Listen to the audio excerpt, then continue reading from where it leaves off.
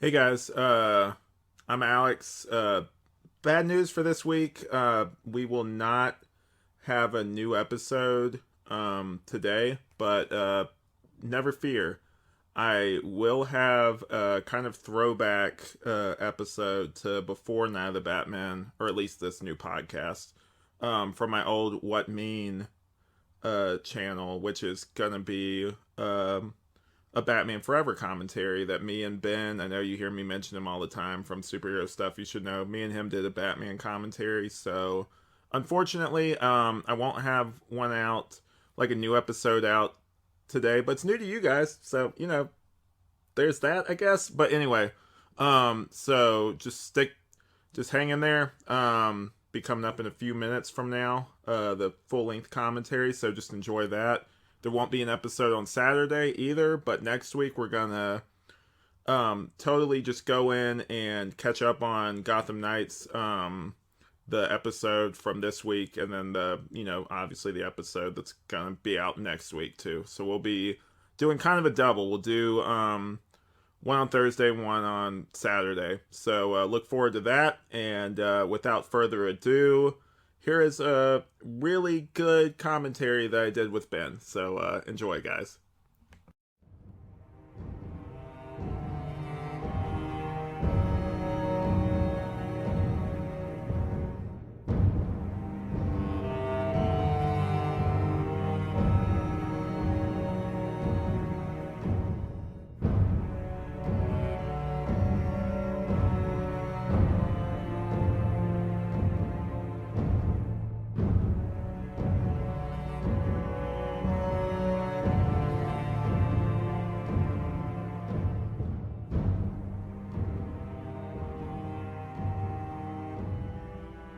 This. There we go. And we'll just go ahead and start recording. All right. Hey guys, this is Alex, and I am here today with Ben What's up? from Glad Superhero to be Stuff. here. Yep, Superhero Stuff You Should Know. It's been a while. It's been a few months. Yeah, we've been wanting to do this for a while. It's just been a little packed, and May was a crazy month. So I kind of had wanted to do it by the time we get to the anniversary. We're a little late on that, but we made it. We're here now. We made it. Never thought we'd get here, but we're here.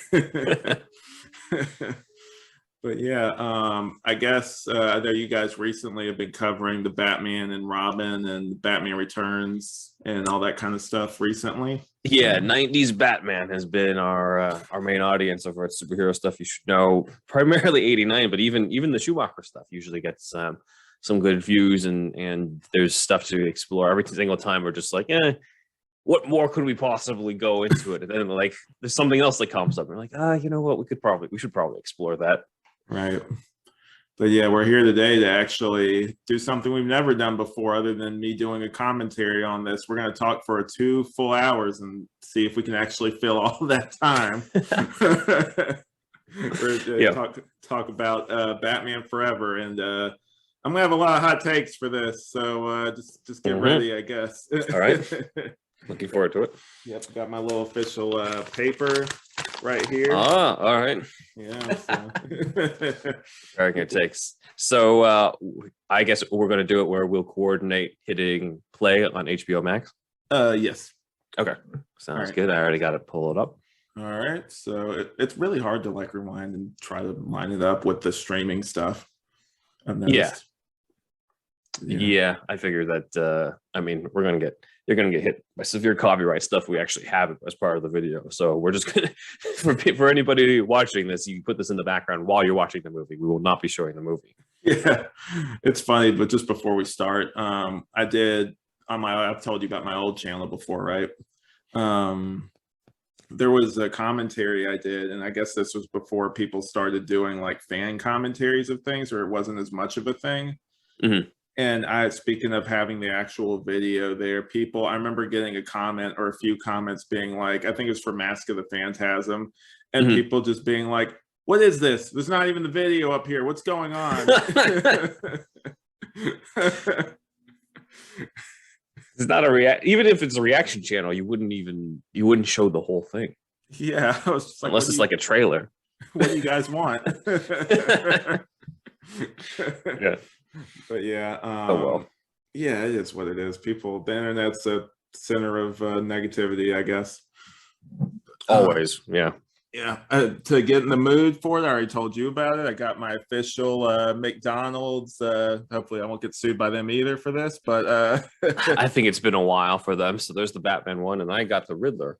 oh, nice. Yeah, I got the Yeah. whole set. Oh, My sweet. yeah, my stepmom actually, not stepmom, sorry, my mother-in-law actually got it for me one day. It was like at one of those antique places. So Oh, that's a wonderful gift. I've basically I had the Riddler one growing up, and then someone else is like, "I got a gift for you. It's the McDonald's thing." It was another Riddler, so I've never had any of the others. I only have two Riddlers. I had the Batman one growing up. That was the main one I had, which is really all you need. Yeah, sadly, I don't have it. I also there's a big size difference too. The Batman one is like tall, and this is like very short and stout for the Yeah, Riddler. I noticed that. I had the one with I think the Two-Face one where it has like the little coins as like the handle for it. Oh, that's awesome. Yeah. Yeah, but maybe I'll do like a reveal video one of these days. Who knows? But anyway, what you guys came for, the Batman Forever commentary. So Mhm. how this is gonna work, I'm sure you guys, if you haven't, this will be your first time, but we've got it lined up to 000. Mhm. So whenever I hit, and there's gonna be a delay, so we'll figure this out. But whenever I say 1, 2, 3, go, we'll just start the movie. And then you can either listen along with us or you can just have it on the background when you're working out, at work, whatever. But Mhm. we'll try to provide enough context to where you can still enjoy it theoretically without even watching the movie itself. So, Yeah. but yeah, Sounds here we good. go. Yep. Cool. 3, 2, 1. I'm gonna allow a little bit of time for the delay and go. There we go. Oh, mine do it. There we go. Okay, good. That's a little worried. You got that Warner Brothers logo morphing Yeah. into the bat symbol. Oh, starting off on my notes. Mhm. This I remember my grandmother. I still remember how the VHS. Those old VHSs you had where you could like record the movie off TV and everything. Yeah. Um, she had one. I remember it was like this yellowish like thing, and she gave it to me. It said Batman Forever on it. I'd never seen that Mhm. movie. I didn't know what it was. And Oh, so, nice. yeah, and so I put it in. But the thing was, I guess that the kids back then, like recording wasn't exact science. So like Mhm. you'd be lucky if you got it at the beginning, unless you timed it out. Even then, it would be kind of like a toss up if you'd actually get it. But it started at the circus scene that we're going to see later. Kind of miss a lot of context. For the longest time, I thought that's how the movie started as a kid. So I remember Oh, watching. that's a trip. Yeah, Yeah. I was like, I guess this is the beginning of the movie. But yeah, I was watching it and I was like, saw it on I think ABC Family or something one day, Mm, which is weird because I saw the VHS, the actual official copy, but I saw on mm. ABC Family. I'm like, what's all this? Like what we're seeing now with him walking into the Batcave. Oh, that must have been weird because it's almost like watching the director's cut, even though it's not really the director's cut. It's just the stuff you missed at the beginning. No Red Book edition here. Yeah, sadly not. That Batmobile. So I know that we've had differing opinions on different Batmobiles. My co-host Andrew he hates this Batmobile. I don't hate it, but I'm like, I'll take it. But it's no Burton Batmobile. It's no '66 Batmobile. What are your thoughts on this Batmobile?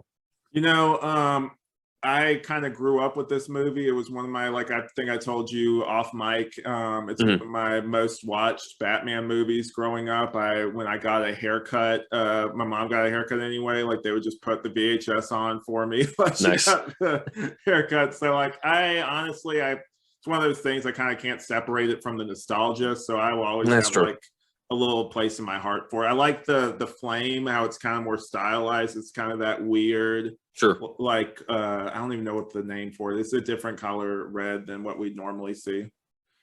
Gotcha. Okay. Yeah. Yeah. I like it. I do. I guess I would like it more if it didn't have the blue coming out through the rib cage. I always thought that was kind of a little weird to me, but I mean that was the style that they wanted to go with, and Yeah, as I've talked about on my own show, it's like you need to have a take on these characters because otherwise it's just kind of it just becomes boring. Right. So Schumacher absolutely has his own take. There are haters of it and there are lovers of it, but he absolutely has his own take on this, and so more power to him. That like he got, it sounds like he got mostly what he wanted on this really hyper stylized feeling of a living Silver Age comic book. Two-Face. That's what we got. We're at the introduction of Two-Face. This was my introduction to Two-Face even before the animated series. I was watching the animated series, but I don't think I really saw the Two-Face episodes before this one. Oh, that sucks. This being my introduction. Yeah. I guess it's also a thing where like it was nice to have an introduction to the character itself, but it wasn't one where I'm like, oh, like that's what he's about. Like I didn't really come away with any real impression other than the fact that this is like the very basics of like, okay, he's got one scarred side and he flips a coin a lot. He's obsessed with the number 2. And then I found the other interpretations later on. And I think really once the internet starts coming out and you see everybody just shitting on Tommy Lee Jones' Two-Face, then you get an idea of what people actually thought of it. But at the time, it was just like, all right, whatever. It's another Batman villain. Right. Oh, speaking of, I don't know if you're quite synced up with me, with Chase Meridian just showed up. One of my first ever crushes, turns out, like it was when I started noticing girls a little bit whenever she came on the screen. So yeah, I mean, I can't blame you. She out of the she's probably like out of the main 4 movies, she's probably my favorite in terms of the, not necessarily the female lead, but in terms of just like the one I would be most attracted to out of those if I were older during the time. Because like this is still a movie that I was 7 when this came out, so I wasn't like discovering like I wasn't at that point. I was just like, oh, it's Batman's girlfriend for this one. And then later on when you're older and rewatching, I'm just like, oh damn. So even though like I've seen this a million times as a kid, then you're an adult and like, oh yeah, okay, she really just wants to get in his utility belt, I guess. Yeah, and I think she knows what's up in terms of the movie. Like she knows like to play this sort of sultry femme fatale type, but she's not really a femme fatale. But like that's the style that they're going for, and she knows what type of movie she's in. I noticed that she is in the comics now. Yeah, I haven't. Have you checked those out? Because I've read a previous version of her, but not the one that's currently that I've got right now. Not yet. I intend to check it out later. Just usually I have the DC app, so I usually just wait for the stuff to release there. So I'm probably planning to wait to get it, whenever it comes on there. Mm-hmm. Yeah, I always thought that they introduced her almost like it took way too long to introduce her in the comics, because if you think about it, like the mental health professionals in the Batman universe don't exactly have a good rep. Hugo Strange, Jonathan Crane, Harley Quinn, even Jeremiah Arkham. I'm like, you could have at least one good person who's in that field. Like Leslie Tompkins, sometimes they mix her up and have her as a therapist instead of a medical doctor. So I'm like, okay, that's cool. But it does make sense to me that there would be a therapist love interest for Batman, considering that, considering what he does. And I think it was smart on the screenwriters, the Bachelor's part, to come up with something like that, because they were behind the scenes. They said like, hey, you're not allowed to bring back Vicky Vale. And you can't bring back Catwoman because we're thinking of doing the Catwoman spinoff. So they're like, well, what are we left with? Let's go with somebody. Let's go with an original character. That there are other love interests in the comics, but none of them before then were psychiatrists. So it makes sense that if they wanted to do that, they created their own. Though I guess they could have been like, oh, it's Linda Page, but she's Dr. Linda Page or something. But oh well. This Vanguard guy's always annoyed me. It's between that, and I've heard other reviewers point this out, but I always remember this from when I was a kid. Whenever they're at that big party and Batman passes through the window, and this guy like, Batman! Yeah. And I feel like it's the same guy, even though I don't think it is. But I think it's the same. I feel like it's the same guy. I always thought it was the same guy, even as a kid. I'm just like, oh, the bank card gets taken hostage, goes to a random party where it also gets attacked. Like, this is what it's like to live in Gotham City. I think he wouldn't even be surprised to see him at that point. It's like, it's been years. Probably got laid off after this whole bank heist thing. That's true. Like, you got yourself taken hostage, shit. Like, maybe rethink your career choices. Oh man, God, yeah, the boiling acid line. Jesus Christ. Yeah, I do love that this is a display of Batman's intelligence here, though, with what he's about to do with the hearing aid. Yeah, you know, I think it's one thing to just say like, oh yeah, you know, take it for granted Batman's smart. It's another thing to find ways to write in displays of the intelligence. And I think that was something that we didn't really get much of in the Burton films. It was always implied, you know, it's like, oh, Keaton figured out the cosmetics stuff, but you never really got the scene where he actually does figure out the code. He just kind of figures it out off screen. And here we just have a lot more time with Batman. That's why I don't really buy. Keaton keeps saying like, oh, the script sucked and stuff. I'm just like, actually, it's a better script than what he was working with earlier. Like, and there was way more Bruce Wayne, way more Batman, way more stuff to work with, because it's more Bruce Wayne centered than either of the Burton films. And obviously, you know, I'm a fan of the Burton films, but there's a lot here that I can appreciate that's just not in those previously two movies. Mm-hmm. So, and I think the focus on Batman is one of those things. And I think Kilmer's underrated in the role. Yeah, definitely. He was my other than the animated universe, he was kind of like my Batman. I mean, it's weird because like I have like contradictory things because I say like he was my Batman, but I also do remember one of my parents telling me that apparently when I was younger and I wanted like an action figure, the only one I specified I wanted the Michael Keaton Batman action figures. So I don't know. I might be full of shit right now, but from what I remember, he was your Batman for a time. But to me, Kilmer is he doesn't quite have the feeling of a creature of the night aspect that Keaton had, but it's a different interpretation. It's a more superheroic Silver Age Batman interpretation. So that's not really, he didn't really have a choice in that matter. But I really do love the Bruce Wayne characterization that he has with him as the, he's the philanthropist, he's the businessman, he's providing for people, he's looking out for other people, including, obviously Robin and stuff. It's one that we didn't really get to see explored. And I think the Schumacher movies have built a bad reputation as being like, oh, it ruined Batman. I'm just like, yeah, but if you look at the actual Batman characterization and how they represent just that character, it's actually pretty solid. Yeah. And then I know you probably know famously that Bob Kane said with this that it's like, oh, this is how I always drew Batman, talking about Val Kilmer, which is kind of shitting on he's my favorite Batman. What? Like Clooney's going to be the new Batman? Clooney's my favorite Batman. That's the way that Andrew and I have kind of reasoned that he was just going to say that about anybody at that point. But I guess it's nice that he's got the on the record endorsement from Bob Kane at the, back in '95 when I don't think anybody knew that much about the Bill Finger stuff unless they were like really hardcore about the comics. But I certainly didn't when I was 7. Yeah. So it's cool that he's got that endorsement. But then when you find out more about Bob Kane, you're like, I don't know how much that's really significant. Yeah.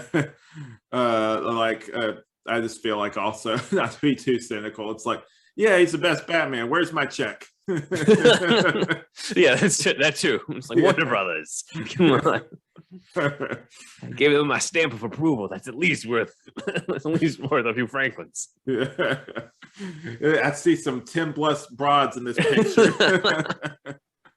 I love the shot of him in the water coming up. That's an awesome shot. Yeah. Yeah. It's like be heavy in the water. Yeah. Oh yeah, that too. I'm sure that's not Kilmer either in that moment. There's no because some people ask me about like, well, how come they didn't have Michael Keaton do this or that? Because I recently interviewed a Batsuit double, Yeah. movement double for it, and it's just like if you got to understand show business, like most of the time, unless you absolutely need this guy for this shot, like it's close-ups, it's acting, it's line delivery. You only have them for a certain amount of time, especially if they're traveling to get to where you are. If you're shooting in England and you're casting an American actor, you only have them for like a certain amount of months. So you want to prioritize all the stuff that you absolutely need them, and then anything else, you can get some English dude in a bat suit to fulfill that. You don't need him to do every single thing where like doesn't have to be obvious that it's him. Right. And it's one of those things with the VHS versus like the digital version. When you watch VHS, you can't really tell when they switch them out, but you can definitely tell when it becomes digital. Yeah. Especially like the close up on you see Batman's face a bit when he's fighting Bob, or not Bob, the swordsman in '89. You're just like, that's not Keaton. It's definitely not Keaton. Just looking at his face. So it was cool to be introduced to Wayne Enterprises in this sequence, because we never really got that in the previous movies either. This is the first time that we've seen it. The Wayne Foundation was always mentioned in the '66 show, but I don't think we really got a look at it. At least I haven't watched every episode yet of the '66 show, but I don't. From what I've seen so far, it's always just mentioned, never actually shown. So this is kind of the first time that we've gotten it, and then we might see him again. But Jon Favreau is one of the aides. Right. The back, we can't see him right now. Kilmer is just covering him right now. Happy Hogan. Yeah, or Happy Hogan. Happy Hogan was working for Val Kilmer. It's where he got the idea. I've heard the joke too. I think it might have even been from the Kevin Smith commentary where he was talking about the little display that we're going to see later, where it's like that's where he got the idea for the Iron Man display from, is where you see Alfred's face. Yeah. Oh yeah. I hadn't thought about that. That's a good point. Yeah. This device is clearly a blender. Yeah, clearly. I love this guy, the Stickley guy. Like, yeah. What the hell is going on here?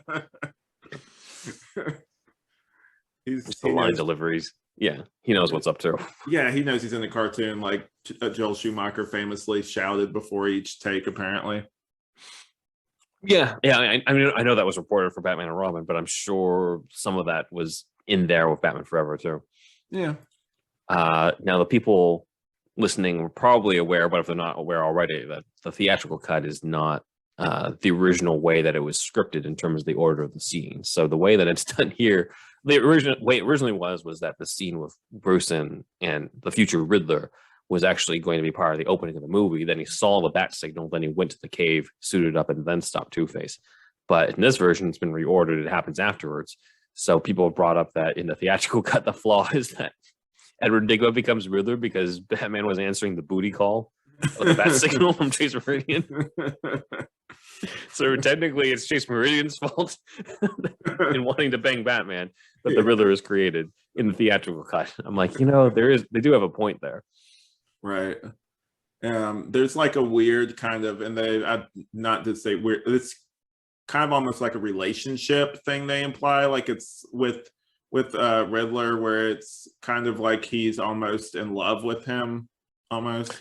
Yeah, I think people have read into that as well, and I'm not sure how much of that is just because Joel Schumacher's an openly gay director and people sort of see the subtext in it, or if the subtext is there and is brought into it, and I just don't see that as a straight guy. Maybe it is, but as a kid, it was always just like, oh, we idolized him, and his hero was let down, that type of thing. There's the Iron Man display. Yeah. So I always thought this was cool with the pod that was coming to the Batcave. Must have been hell to build. Yeah. I just imagine he must have done that in between movies or something, because it'd take a while. Yeah. I do like this Gotham. Yeah, I love that shot too. I love the kind of, I don't know if you've ever seen the Flash TV series, the one from the 90s. Yeah, I've seen the first couple episodes. I want to see more. It's just I'm waiting for it to hit HBO Max. Yeah, but it's kind of gotten, I know it was aping off the Burton films at first, but it's kind of got this kind of feel where it's almost like I would just describe it as this too, where like the comic book pages are almost bleeding onto the film. That's how it kind Mhm. of feels with the lighting and the color choices and everything. Oh, definitely, definitely. I remember as a kid, I'm just like, this is a living comic book, just Yeah. like what before I found out that Schumacher wanted that specifically, and just the colors and stuff. I'm like, well, it's not. It's a different feel from the Burton stuff, but it still felt like Batman. It still felt like the comics, in terms of just the visual palette of that. So it's just Meridian trying to get into Batman's utility belt here. Not being very Uh, subtle either. right? Whenever, so I've seen Batman Forever a number of times with girls I've dated because most of the time they're also Batman fans or want to get into it, and every single time the Chase Meridian stuff comes up, they're just like, they're always just like the way that they wrote women, and it's ironic too because it's a female co-writer on Yeah. this. But I'm just like, yeah, I can see that where it's just like she's just everything that she does is built around trying to get with Batman. So I'm like, I can't blame that, even though, yeah, I mean, I think I'd be interested in checking out the comics to see where that element is missing and what she provides for it. Because it sounds as if, based off of what I've read about it, that she's kind of just more of an ally to Batman in a way and stuff that's going on in Arkham. So I'm like, okay, that could be interesting to see. I don't know if she's a love interest or has any potential of becoming a love interest in the comics right now. Sorry, this part where he just he wanders out. Commissioner Gordon wanders out in his pajamas. You have to wonder. He's like, oh, there's a signal when he gets out of bed in the robe. He's got to get into his car, drive all the way down to downtown, hops his way up to the top just to find out that it was Chase Meridian the whole time. And then I don't know if there's been any consequence afterwards of Chase Meridian having illicitly used the bat signal, but we didn't hear anything about it. Yeah. I imagine he would be pissed considering got out of bed for this at like what? Well, no, man. Someone needs to check on Gordon. I think maybe his wife might have kicked him out of the house. He's sleeping on the couch at Bullock's or something. Yeah, he's sleeping at the couch of the GCPD. It actually probably isn't too late because the bat signal was on at like still during work hours and so and then Bruce, it's pretty fast commute to get to the Batcave, so he needs some time to get. So we're looking at what, maybe 8 o'clock when the bat signal comes on. So Gordon turns in at like 8 p.m. in the evening. I have to do my job right now. No. I think I'll take a nap. Yeah, he's got a roll out bed in there somewhere. Or it's Bullock's couch or something. Yeah, I would love to see Bullock, especially. Like, I wish that they would. So far, the only thing I've seen live action, other than like fan films and stuff, is like Gotham do Bullock. I don't know why. Yeah. He'd be great in the Batman. I'm sure there's other movies they could do it in the future where they could bring Bullock in. Yeah, especially because they've had more of an emphasis on the GCPD in the more modern movies. It's just like, yeah, okay, but you're not going to bring in Bullock and Montoya? Or I'm like, yeah, we had Montoya, but Montoya in something that had no Batman, no Commissioner Gordon, none of that. So I'm like, that's not what I mean by bringing in Montoya. But it'd be great. Bullock is in the novelization. Oh, really? Of Batman Forever. Yeah, he is written in as the cop who is up on the rooftop when Gordon's like, he's not coming, shut it down. And then the Batwing comes and Kilmer gives his thumbs up. That's my favorite moment of the movie. Is it? Yeah. I used to always I think I stood up. It's like, that scene of Batman Forever where he stands up when there's the bat signal. That's how I stood up, like I'm ready. Yes. Whenever that scene came up, if I was in the movie theater, I'd just start clapping. That's absolutely for kids at that point, because like Gordon can't even see the thumbs up from there. He's all the way down on the rooftop. I mean, it's like I'm still learning trusted social interaction right now. Hey, it's on a big effort. He's on the cover of Time magazine now, so I guess he's making some progress with being That's more true. public. Yeah, definitely. Like the Bruce Wayne in the Schumacher movies actually has a public image as opposed to the Keaton one, which shows evolution if you're looking at it in the same continuity, or is a completely different take if you're looking at it as a different continuity. So Right. I always thought of it as a sequel that just kind of changed, like Gotham changed in between movies and whatever. I just accepted it more as a kid. Now these days, people are all about like, how will they explain this recasting? I'm just like, it's called recasting. It's nothing really that out of the box for this. It's just kind of how it was at the time. People didn't really see the whole multiverse thing, and now technically, I guess this is in a different continuity where 89 and a return to previously happened in some way to the Kilmer Batman, and it just kind of continued from here. But returns didn't necessarily continue into forever for Keaton, considering that we're going to get other appearances of him. Is it just me, or does Nigma's hair get redder after this? They I do. don't know if it's They did something weird with his hair in this. yeah. I don't know what they did. It's like they gave him a brighter color, brighter red wig for this part after he has Stickley go through all the stuff. I always noticed that. I'm just like, I don't know if that was deliberate or if they just made a mistake that day. Do you think in it's the production. lighting, maybe? It could be. It could be. I just always thought like, oh, like it also came like his hair turned red from using it so much, which is why his hair is so vibrantly red when he's the Riddler. But then when he's Edward Nigma, I guess he's also wearing a wig in the character, not necessarily Jim Carrey. That's obviously Jim Carrey's hair, more likely. But like I don't know, the issue of Edward Nigma's hair always kind of, it didn't mystify me, but I wondered about it sometimes watching this, where just like, okay, which one is the wig and which one is real on that, because it seems like the Riddler one with the red hair would be the wig, but then his hair's red already in this stuff. So I'm like, I don't fucking know. Yeah, like he's. I know other people have said it too. He's more like Mad Hatter in this than he is like the Riddler. Yeah, over the whole brain sucking thing, like I get it, Yeah. but you just, part of it's also like you got to go for a big movie like this. You got to go with the more famous film. Yeah. You can't necessarily be like, oh yeah, especially at this time, right? Like they Yeah. can't just be like, the Bachelors themselves had told me that they couldn't go with Bane at the time. They couldn't go with somebody who was just a no-namer. They wanted somebody no-namer at that time.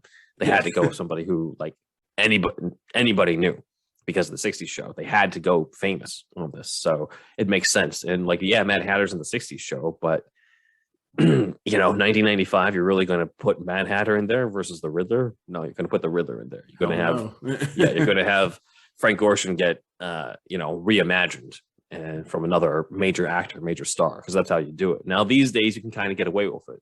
Like people are talking about potentially Court of Owls in the Batman 2. And like, you couldn't do, even the Court of Owls was around in the 90s. There's no fucking way that they would have let them be the villains for Batman Forever or any of those movies. There's just no way. They're not famous enough at that time. But now you can experiment more, especially because people are already joking about how there's like 50 different Batman. I'm like, all right, let's bring in characters we haven't seen before on film. Right. I know definitely this is like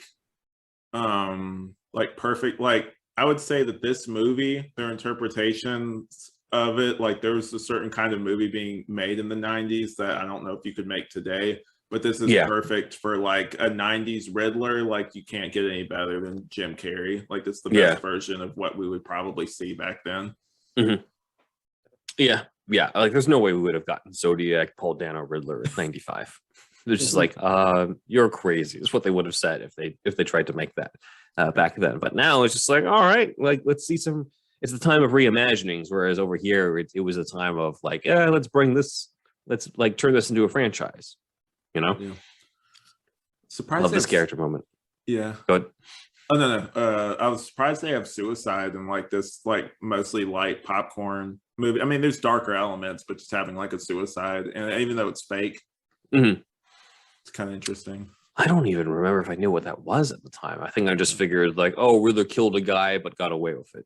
Yeah. Like the 7-year-old me, like that's what it was. It wasn't like, oh, like here was the note and like, it's not under the insurance policy. Bruce is covering it anyway. Like I didn't even understand that beat, which I love, of Bruce being like he gets full benefits no matter what. Like as a 7-year-old, I don't understand that. But as an adult, I'm just like, oh damn, that's classic philanthropist Bruce. Yeah. Now we got Bad Days playing as we get song. to. Yeah. Did you have the soundtrack or Uh, get the soundtrack? I did not. I had the trading cards growing up, which I actually showed you before. But oh, I have some of them right now. nice. Ooh, the Yeah. the Stickley suicide thing. Yeah.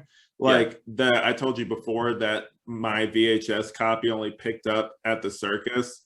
So whenever they were going over that part, I like as a kid, I'm like, I don't know what they're talking about. So I just kept like watching it. I was like, I don't know Yeah. what this means.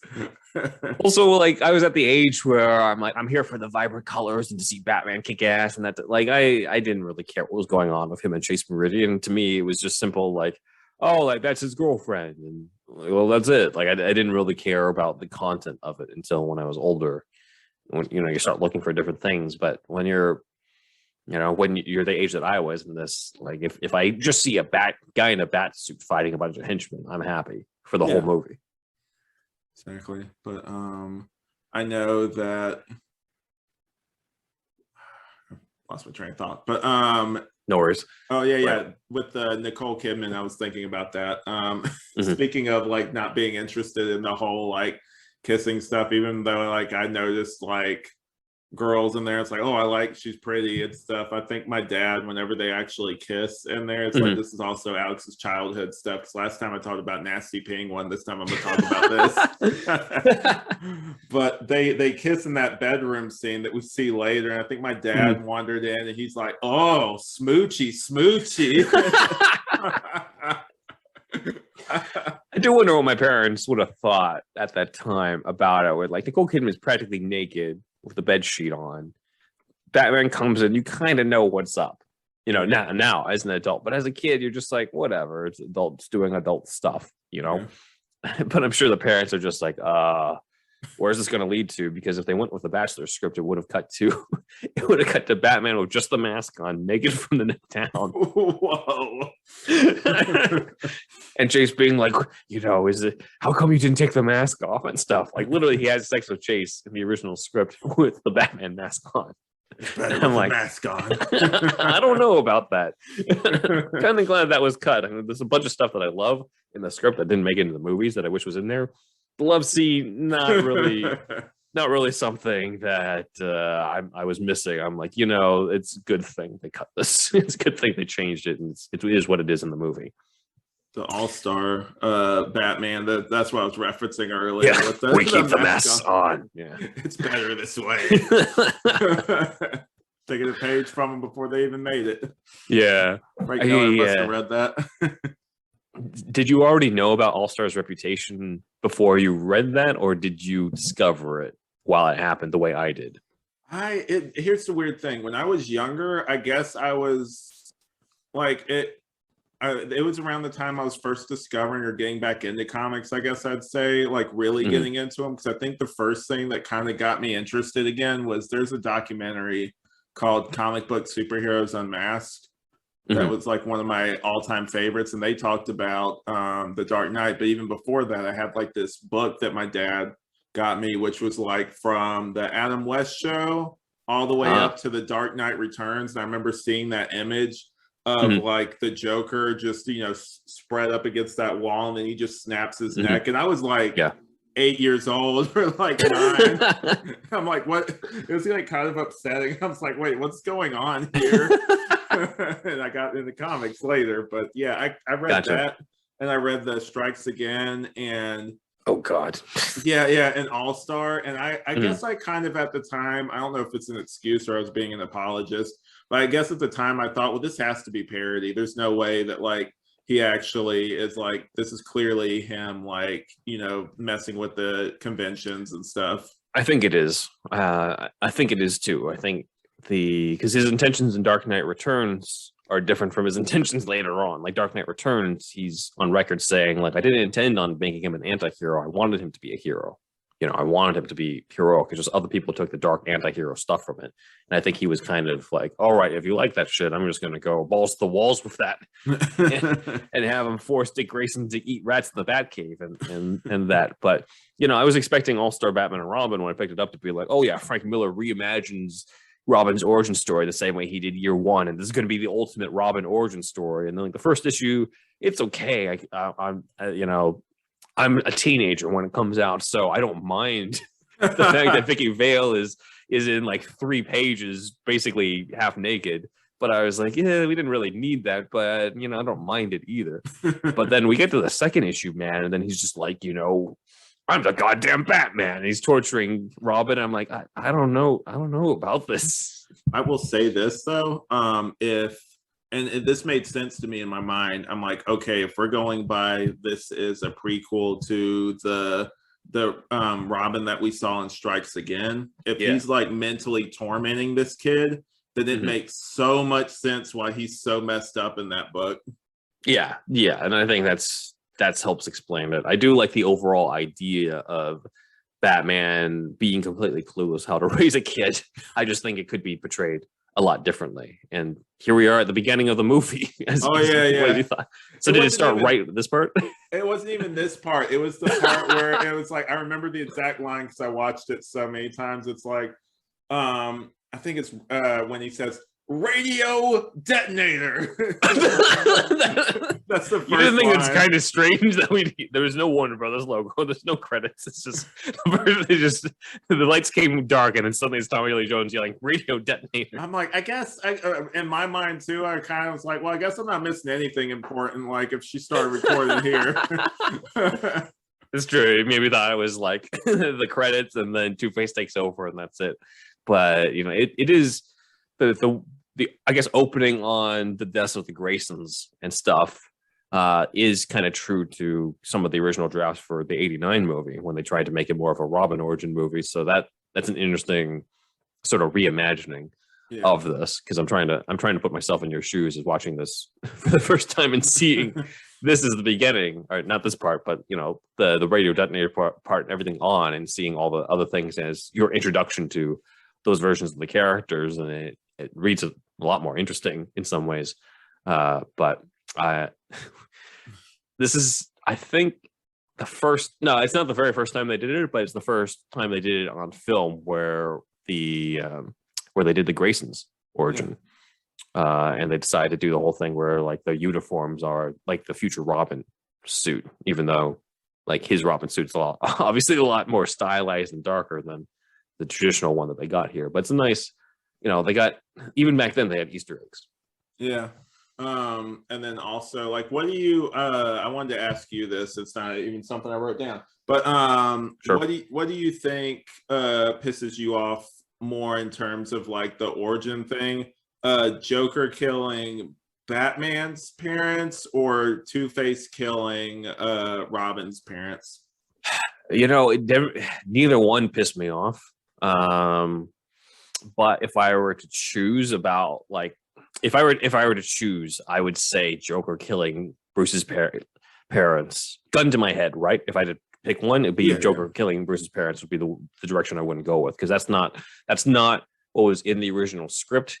You don't really need that dynamic in order for the Joker versus Batman stuff to work, as opposed to here where I'm like, well, you don't really need to add yet another character like Boss Zuko. We have enough villains as it is. And then there's already kind of been a rivalry between the Robins and Two-Face anyway. So it makes sense. Like Two-Face killed Jason Todd's parents, or killed his dad, really, in the comics. So like it just kind of changing it so that he kills the Graysons.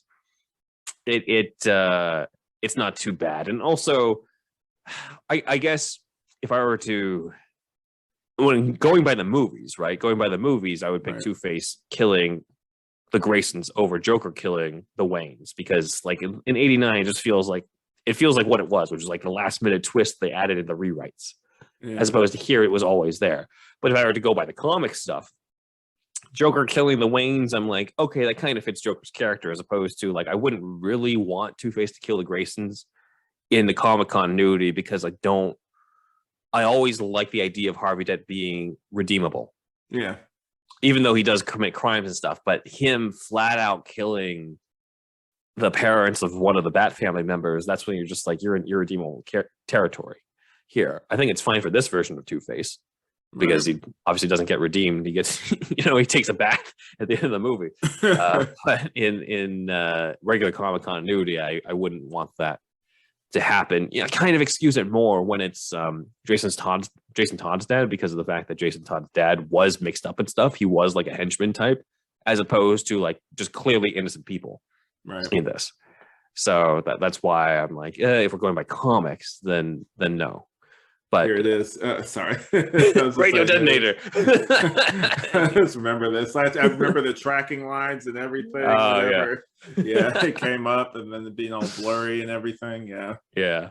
Yeah. I think those are my picks. How about for you? This was your movie growing up too, so I guess like you accepted Two-Face killing the Graysons too. I didn't know any different back then, so it's just one of Yeah. those things. I think thematically, for me, I don't like the whole like I kind of agree with you, the Joker killing, Batman's parents. I don't like that, but I do like kind of retroactively what it does, and it also in this movie they address it. It kind of gives Bruce a chance, since this is like the third movie, like he comes up against this problem again with like one of the villains that he comes up against killing one of, in this case, a partner's parents instead of his parents, so he's able to maybe try to fix it this time, except he kills him at the end, so that kind of ruins it, but, Right. Yeah. that's kind of the big one. I think novelization has the best possible version of it, but I also think like just the simple, I mean, it's cliched as fuck, but the whole thing about like, don't kill him, that type of thing, and then they save him and they throw him in jail, like that classic thing would have worked thematically with this. And then you also wouldn't have, that you wouldn't have a kill count necessarily on Kilmer's Batman, though. I mean, it's a little questionable with the car chase when he moves the car out of the way and the henchmen behind him get blown up. But I'm like, you could debate about that a little more versus what he does to Two-Face. Yeah. All he needed was the grappling hook or something. He could have just got him around like his leg or something. He could have just caught him the same way that Bale catches Ledger in The Dark Knight at the end. You know, like they could have just done that, or Robin does it, and just shows Robin's like evolution, and that like that could have been cool. And then you have the triumphant Elliot Goldenthal theme. We haven't talked about that yet, but yeah, Elfman will always have a spot in my heart for it. But like this score from Goldenthal is legit, and again, it's very 90s bombastic type of feel to the score, but it fits so well with the movie. And again, memorable themes. I kind of miss the days of memorable themes. That's why I like the new theme from Giacchino so much. I'm just like, like one that I can hum more. I mean, I like every single Batman theme that's ever been done. So I do like Hans Zimmer's stuff and Junkie XL's, but to get back to something that's very simple melody was very refreshing to me. Right. Like I said before, like growing up with this, I know I already told you. Also another thing that I don't know if I've shared with you before. Internet, don't roast me too hard, but I didn't see Batman 89 until I was at least in 6th grade, because I saw Batman Returns, and before I was really on the internet or anything, like I'm not the smartest person, so I saw Batman Returns, and I was like, "Oh, that's went out of order." Yeah, that's the first movie. I thought Batman Returns the first movie. I'm like, that's kind of weird. Returns because he returns because he was in the 6th. I mean, I guess that would make sense. Batman 66 and then Batman Returns to having stories again on screen or something. Turns forever. That seems kind of like a rush, but like, all right. So you're saying, I think I know what you're going to lead to, but in terms of were you worried the internet was going to roast you in terms of seeing it out of order, or about your opinions? I didn't see it till later, and honestly, this is the part that's the big reveal. I think I might have kind of known about it before, but I didn't see it until I was in 6th grade, and then I was just like, wait, this is the one people talk to? I think it was on Cartoon Network. I think Cartoon Network had like a premiere of it back in the day, and like I saw it and I'm just like, this is it? Like, I don't know. It's just kind of boring to me. But then again, I was a lot harsher on movies as a kid than when I was just watching it, I guess, for action. Than when, once I grew up. You had the Nolan trilogy going on around that time too, so there was more to compare it to, I guess. Yeah, I go back and forth on which ones among the first 3 of the 90s I think are the best ones. I think 89 just has a certain magical quality to it that comes from pretty much everything that's not the script. And that's not anything, that's not necessarily anything against Sam Hamm's, because I've reviewed Sam Hamm's original scripts on it. It's just like there's clearly a lot of studio rewrites. and stuff. But the art direction obviously deserved the Oscar. The Batmobile is my favorite. The score from Elfman is great. There's a lot of that type of stuff. Returns to me is more emotional out of the two. And, it was I considered the Batman movie of my adolescence, not because it came out when I was an adolescent, but it's because that's the one I rewatched a lot when I was when I was in high school. And then this one, though, I'm just like, you know what? There's a lot of underrated aspects, and if I'm going by representation of Batman's character, there's just so much more that's being presented here. Versus, they nailed creature of the night aspects, they nailed the mystery aspect of Keaton's version, but in terms of heroism, compassion, intelligence, all those other aspects that you associate with Batman 2, there's maybe a few small percentage of that with Keaton, and then there's big percentages of that with the Schumacher versions. Yeah. So I think it just really comes down to what I'm in the mood for. If I'm in the mood for, just kind of something classic from my childhood that gets me into the world of Gotham City and Batman versus Joker, then sure, 89. If I'm in a sort of lonely emo mode, then I'll go into Returns. And then if I want super heroic Batman, world's greatest detective type shit, while also the hairy-chested love god of Neil Adams, where he's going to bed with really hot women, then sure, I'll go with Batman Forever, the Schumacher movies, but Forever in particular, because of that's the quality that they bring. So it's cool to get so many different interpretations, and I think as I get older, I get more appreciative of the ones that maybe I didn't fully appreciate when I was younger. Even Batman and Robin these days, we've done a few episodes on that, and now I'm just okay, there's definitely elements of it that I appreciate now more than I did when I was the only one as a kid that I only saw once. I never had the VHS tape. I never owned it. And then as an adult, now that I've seen it a few times for the podcast, I'm like, you know what? There's certain things I like about it. It's definitely the weakest out of the four, but there's stuff that I like. Yeah. I love how stylized the flashback is in this. That's something that stuck with me as a kid. I guess that's supposed to be the Joker right there. They shoot him just like the Jack Napier one. So this, and it's also the David Mazzucchelli image, where he's kneeling by the deaths, the bodies of his parents. We didn't get that in the Burton one. Yeah, it's just so the vibe of it. It's I would say it's very much like a midway point or a transitionary point between how Burton did it. There's still you can still kind of see little elements of it, and then Schumacher. But Schumacher also I feel like if Burton shot this, it'd probably look very different. But I kind of how the stylizedness and the color and everything just really works with this flashback. This blue flame and everything. Yeah. Everything's very cold, very an unpleasant kind of flashback, so everything kind of communicates it with how cold and it fits the that world is. Yeah, it fits that world. Read another book.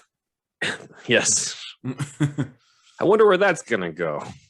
Nowhere because it's the theatrical version. Yeah. All right, I hate to do this, but after we're done with the scene, I gotta take a piss. Okay, you're good. So let's finish this one, and then maybe we'll pause. But I do. Somebody brought up before. I'm like, how long was he daydreaming? Because it's daytime when he flashes back, and when he wakes up, it's already night. And it was in the middle of the day type of thing. It wasn't 5, 6 o'clock when Robin showed up. Right. All right. You want to go ahead and stop here? Yeah. All right. I'll just go ahead and say, guys, we're stopping right there, whether you see the bat symbol in the window. We'll be right back. All right.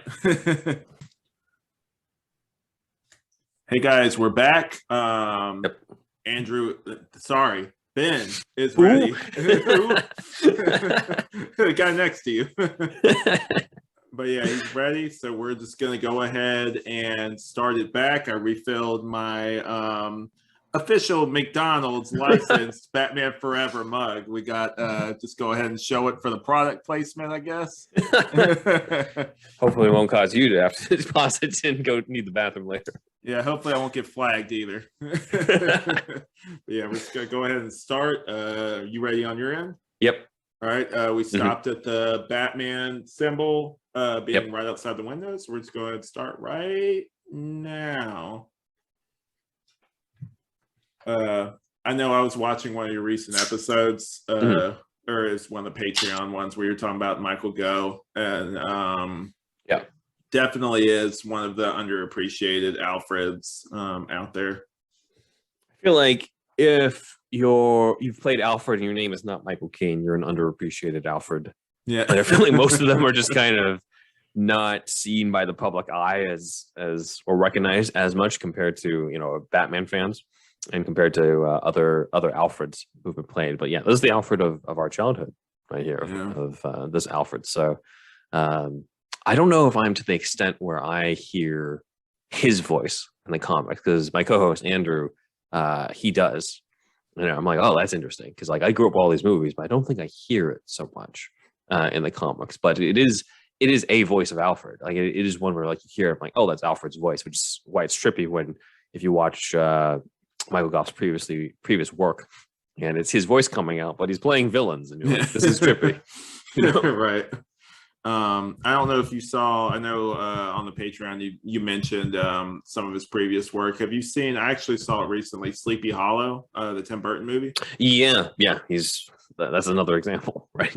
Though after this, but I saw Sleepy Hollow a while back. That might have been the first time I saw him in something that was not Alfred or Batman related. It was unsettling, man, just seeing him not play Alfred.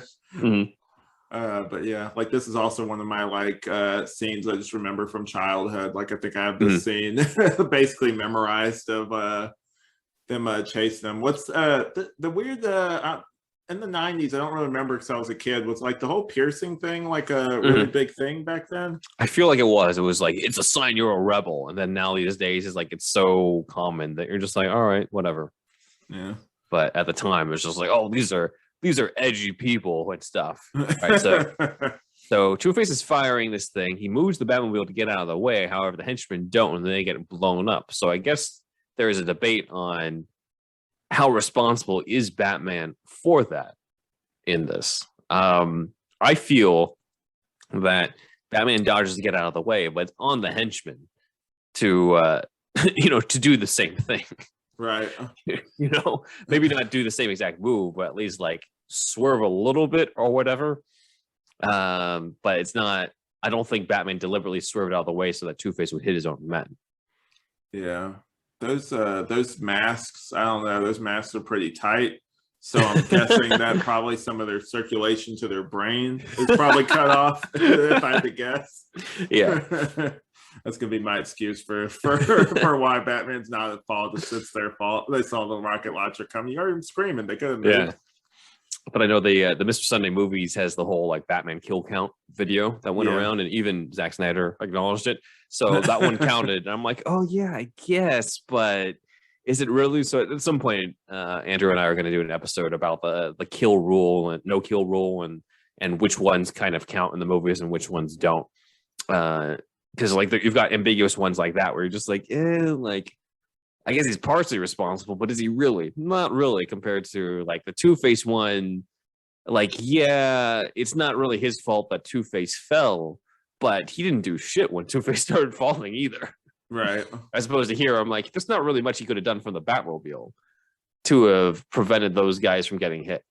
Yeah, other than have his Batmobile blow up. Like, right, which is not going to happen. Yeah. Yeah. It's not the Dark Knight. They're not going to do that. And this, don't they blow it up though? Never mind. Actually, I take it back. They do blow it up. It's just not with him in it. Yeah, I don't know what I'm talking about. They're not going to blow up the Batmobile in this. Wait a minute. This is the one where they do that. Yeah. Proven wrong again. So this is the Riddler origin. Him coming up. How do I come up with my name? And he ends up. I don't know how he ends up with the thing in the first place. The mannequin dude in the corner, because I do kind of like the original idea of them being at the circus, and in the original script they were at the circus and Nigma was stalking Bruce at the circus, and there was like a fortune-telling leprechaun, which is kind of far-fetched in a way, because like who the fuck, when is there ever a fortune-telling leprechaun at a circus? But that's I like so the weird idea of Nigma knocks the guy out, takes on his leprechaun outfit, and then pretends to be that leprechaun, but then he goes off of it and he adds the question marks in later, so it sort of explains it, because they never really do. I've brought this up before, but like there's an explanation for why Bruce dresses up as a bat. There's explanations for why Selina dresses up as a cat, why Two-Face is obsessed with twos and got the scars. But for Riddler's, like, why does he wear green? Fuck if we know. Yeah. You know, at least in the Batman, right? It made sense because like it's army surplus store type stuff. It already comes in green. Yeah. So it kind of worked. Here it's like he's got some mannequin guy in the corner of his tiny apartment wearing the outfit, so that's why he wears it. I guess that's fine, for 95. But these days, I'm like, there's not really a lot of explanations for this. You could also see Riddler in the corner of Two-Face's hideout if you look to the right. I didn't even notice that. That's hilarious. He's just been hiding there the whole time, which means he's just waiting for his entrance. He didn't like come in at that moment. He was just like, all right, when's a good spot? When's a good time to bring it up? Maybe after they're talking about this dinner that they made for him. For Schumacher to give him a cue to come on screen. Pretty much. Yeah. Speaking of Schumacher, what do you think of Tim Burton's recent comments about the Schumacher movies? I feel like they've been taken to a different extreme. So I think somebody was just like, Burton is shitting on the late Schumacher. I'm like, I feel like he's not, because they were friends. He gave the franchise to Schumacher, and I think Burton was more criticizing the studio and stuff because the studio let him go from Batman Returns for being too weird. Batman Returns stuff was too weird. But then it's like, well, this is weird, where you put the nipples on the suit and stuff. So like, you allow that type of thing. I don't think he was saying, because he said go fuck yourselves. Yeah, that's a little extreme. That was a little, I'm like, I don't know about that, Tim. But I feel like if he's directing any anger, it's towards the WB execs who kind of let him go or didn't, gave him basically a lot of shit for Batman Returns. I don't feel like he was doing that towards Schumacher himself. Maybe I'm wrong on that, but I was always under the impression that, they were friends. And, Burton's name is on this, even though like he wasn't super involved past helping to hire Schumacher and the screenwriters. But my thoughts are that it's more directed towards WB. Right. And also, like, was the interview? I didn't really look that far into it. Was it in print or was it like an audio or video interview? Oh, that's another thing. I think it's print. I think it's an interview of Empire, so it could have been taken. If you're thinking it's taken out of context, there's also that possibility too. Yeah, what's his tone? Like, was he kind of just he might have just been like, "Hey, go fuck yourself." Like, it's just kind of like whatever. Probably. Like, if you've seen Tim Burton in interviews, he doesn't come on. Like, I've never really seen him be like angry. Like, I can totally see Tarantino be just like pissed off, being like, "Go fuck yourselves." But then with Burton, I can just see him like chuckle as he says it. Yeah, So that's a whole other. There's two different. Go fuck yourselves. Yeah, And I very much see Burton sort of just nervously laughing about it and laughing about the experience. I don't see him being like legitimately pissed off about something that happened like 30 years ago. Right. At this point, like, you came out pretty well out of all this. Yeah, seriously. So I don't think it's actually as big as people say it is. Right. And also people like it. It's like context. He could have laughed after that. Like, we don't know because we weren't there. Yeah. Again, I picture him nervously laughing about it, or laughing about the idea of it, exaggerating it, and directing any ire that's there towards WB for sort of dropping the ball on the franchise that he helped started, and how they didn't really give him the creative freedom that he wanted originally on it. So I think that's where the frustration comes from. I don't think he's disrespecting Joel Schumacher at all. Yeah. Speaking of HD versus video, man, you can I don't know if you noticed this.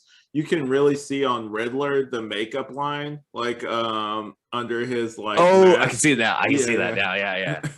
That's true. I don't remember seeing that as a kid, but now I'm like, oh yeah, that's very apparent. But also realistic, right? Because right now this is Edward Nygma before he becomes the big, multimillionaire selling the box and that type of stuff. So this is like him in that little apartment putting on this makeup and shit. So I can excuse it and watching it. It doesn't take me out of it.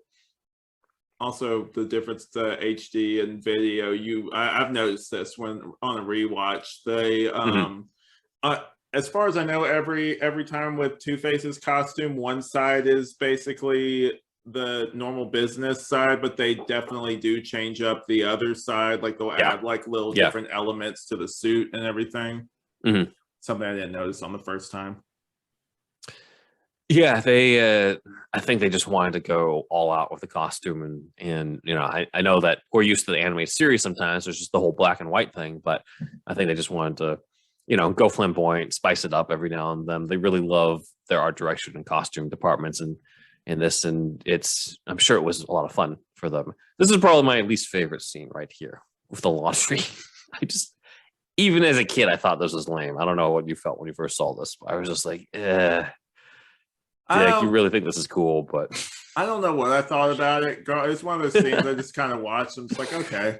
yeah. But I remember weirdly, I think Alfred has the same response we do. He's like, really? Like he's just kind of like, what the hell? Yeah, pretty much. I'm like, you cut that. I mean, you kept that one in, but you cut the one where he's working on the. There's a deleted scene of him with the punching bag and shit, and Bruce is like trying to talk to him and appeal to his pain. I'm like, that's what the whole movie's about. That's you cut that one, but you left in him with the fucking laundry and stuff. So I would have switched it up. It's WB. They like you guys. You guys have kind of turned me around. I wasn't always super faithful in WB, but just now seeing it, I'm like, I think WB's the real supervillains of all their movies. So I guess another thing that carries over from the Keaton stuff is the glasses on Bruce, because that's something that's weird. Yeah, that starts with Burton, and it's kind of a Clark Kent type of thing. It feels like with Kilmer's. And then with Clooney, it's been gone since Clooney, pretty much, in terms of the glasses. Yeah, good. But I feel like Kilmer wears it more than Keaton did. Yeah, I've heard different theories on it. I've heard like, oh, this is this did it before the Batman, the whole them trying to figure out the riddles.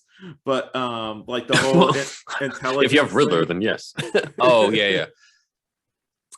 In terms of displaying. Oh yeah. Yeah, but yeah, that also too, like you said earlier, with him actually figuring out that was one of the big things. I love the Batman. I think it's out of probably second to this.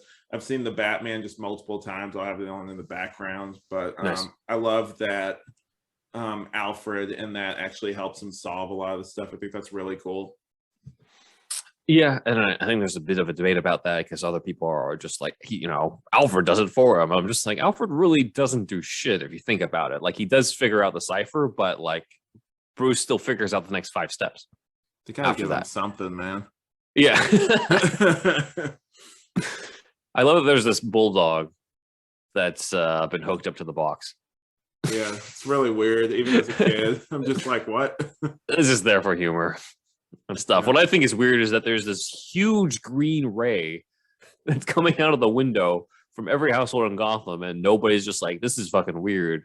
We should probably investigate this. Or even Batman at this point is just like, Nigma's up to something because look at all this. This does not look normal. Have you seen the city? The city's super vibrant and everything. I feel like that probably wouldn't phase him that much at this point. I guess so, but still, something like Bruce already knew. He already knew that Nigma was working on this stuff and was like tampering with people's brainwaves. So to see this on like a massive scale, it's like there's a scene missing. It's not in any of the scripts of Bruce being. I want that jacket. Oh, the sparkly. Oh, yeah. The jogging at night jacket. Yeah. The one that lights up too. Yeah. But like, there's no scene of Bruce being like, well, I thought this was a dangerous project. How is the hell is he able to get all this and mass produced? And I feel like there's something weird about this. Like, there is a scene they cut of them investigating the box, but like the contents disintegrate inside of it. And I would have liked something like that because it at least would have shown like Bruce is somewhat suspicious of Nigma during this time. Instead, we kind of had to wait until the party for him to confront him. But at that point, he's already sold so much of this shit that like he's already like a business rival to Wayne Enterprises. Right. Now I don't know about you, and this is just like a random thing on this. I know it says in True Alert, but as like a kid, the voice sounded really weird, and it might have just been the recording I had. but it sounded like it said Intruder Pollock. Oh, Like I thought that too. Yeah, yeah. that too. I don't think I really realized it was Intruder Alert until Riddler says it. Yeah. Man, he's got those sideburns, those 90s sideburns. This 50-year-old man they have as Robin. Yeah.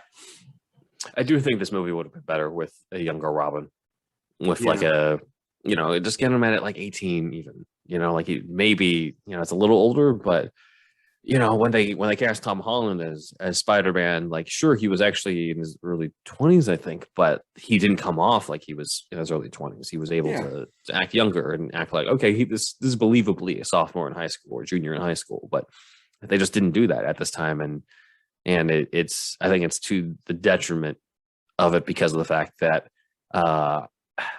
it's not just the fact of that like you're used to a younger Robin. I think it's also that Robin in the Schumacher movies is a brat, and a brat's more excusable when you're like 16, 17.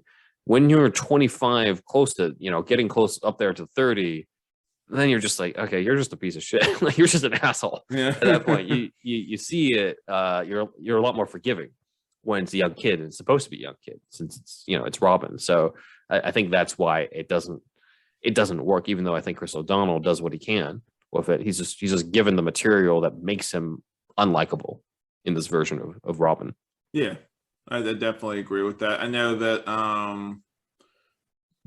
you can't like really have him as like a kid or anything, or try to pass him off as like the whole like, oh yeah, like he doesn't have anyone now. It's like he has to adopt him, but yeah, like they have the joke later. It's like, how about Dick Grayson, college student? I'm just like, you can't really really try to pass him off as like adoption age when you're talking about he's in college and stuff. Yeah, that too. Like it gets messy. So like if you just go younger, it solves a lot of these issues. You get the classic Batman and Robin dynamic, father-son stuff. It just would have worked out better. But yeah, Chris O'Donnell, it's not really his fault, really. On that, I get why he was cast. He was a rising star at the time and other things, and so it seemed to fit. But maybe if they had rewritten it where it was a little different, where it wasn't like necessarily adopting him after the deaths of his parents, but it was just like this guy who just then goes out and tries to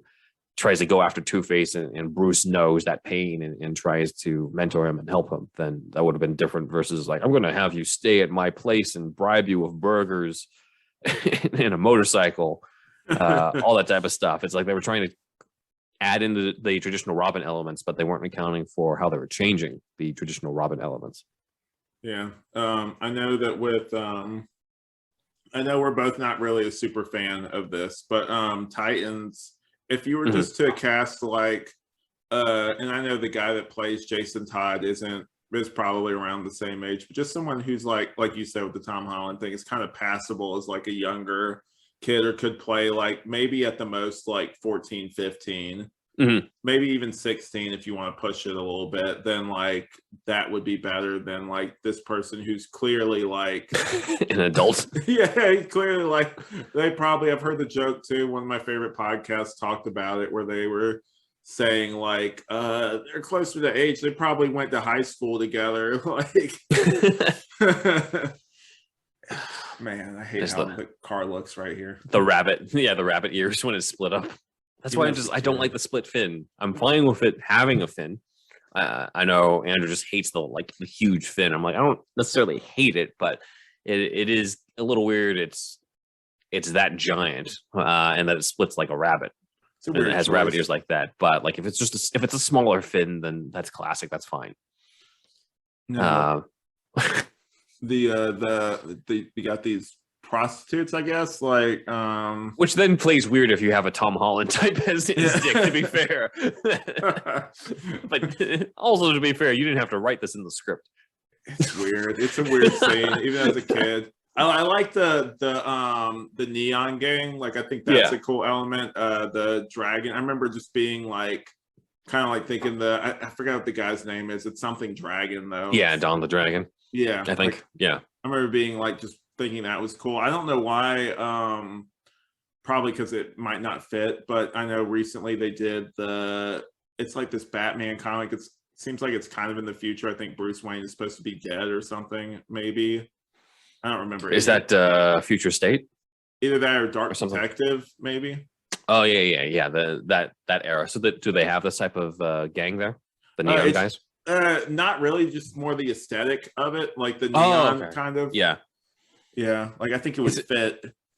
It's funny because I remember people are just like, oh, like fuck Schumacher and his like neon Gotham or stuff, and then you cut to the Batman, and are just like, we need neon lights to make it feel like. So I'm just like, I guess so. Neon's acceptable, just not the way that Schumacher did it, I guess, according to those people. But I'm like, look, it fits this version of the city. I think once we got into Nolan territory where it was literally just like, all right, let's shoot on the Chicago street. That's when I really started missing the 90s Gotham aesthetic. Yeah, it's definitely gone through like an evolution. I think this is definitely one of those soft reboot type things with this movie before there was like really a term for that. Yeah, it wasn't even, the reboot wasn't even a thing at this time, but it's a sort of an early version of that, definitely. Yeah. But yeah, I remember this is like one of the scenes that stuck out to me. Definitely, like I know it's coming up pretty soon, but whenever he kind of gets in the face of Batman and just takes out all his frustration about everything. Like this movie has its moments. He's definitely more. I've heard the criticism before. He's definitely more Jason Todd than he is Dick Grayson. Yeah. In terms of the rebelliousness, in terms of the origin of Two-Face. And that, so like if you reimagine this with the Jason Todd actor from Titans, it feels like, oh, this fits as like the Jason Todd story, especially this moment right here. Yeah, it's funny because he's punching exactly where like his arms are. It's not like he's moving his arms or anything. Like he's just hitting both of his like shoulders. That's true. Yeah, maybe go for the face. Like you're not ready to go out there because you can't fight for shit. Yeah, it's probably what Batman should have said. But yeah, we would also probably feel sorry more if that was a kid doing that. Yeah, it'd be more like, more sympathy instead of like an adult man fighting another adult man in the street.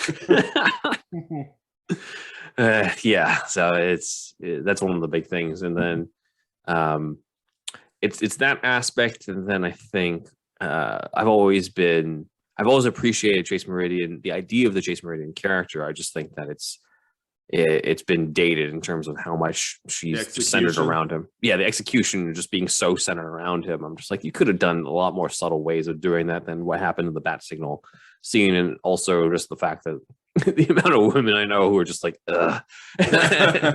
when she comes on screen, I'm like, that should not be the reaction to the main female character of this movie from where I'm sitting. So I think that I love the idea of it. It's just the execution is very much, it makes sense because it's 95, but right. I'm interested in seeing what they do in these recent comics where clearly whoever the writer is of this is enough of a fan to carry that character over. So I want to see this reimagined version of Chase because there's always room for building off interpretation. Batman started off as basically a shadow ripoff in 39 and didn't have a lot of these other qualities that we associate with him now. So like I'm open to seeing the character evolve past this Nicole Kidman version. Right. I know that also during this time in the 90s, there was I haven't finished the Nightfall run, but there was a character kind of like similar to this. It's like a doctor type character. Chandra.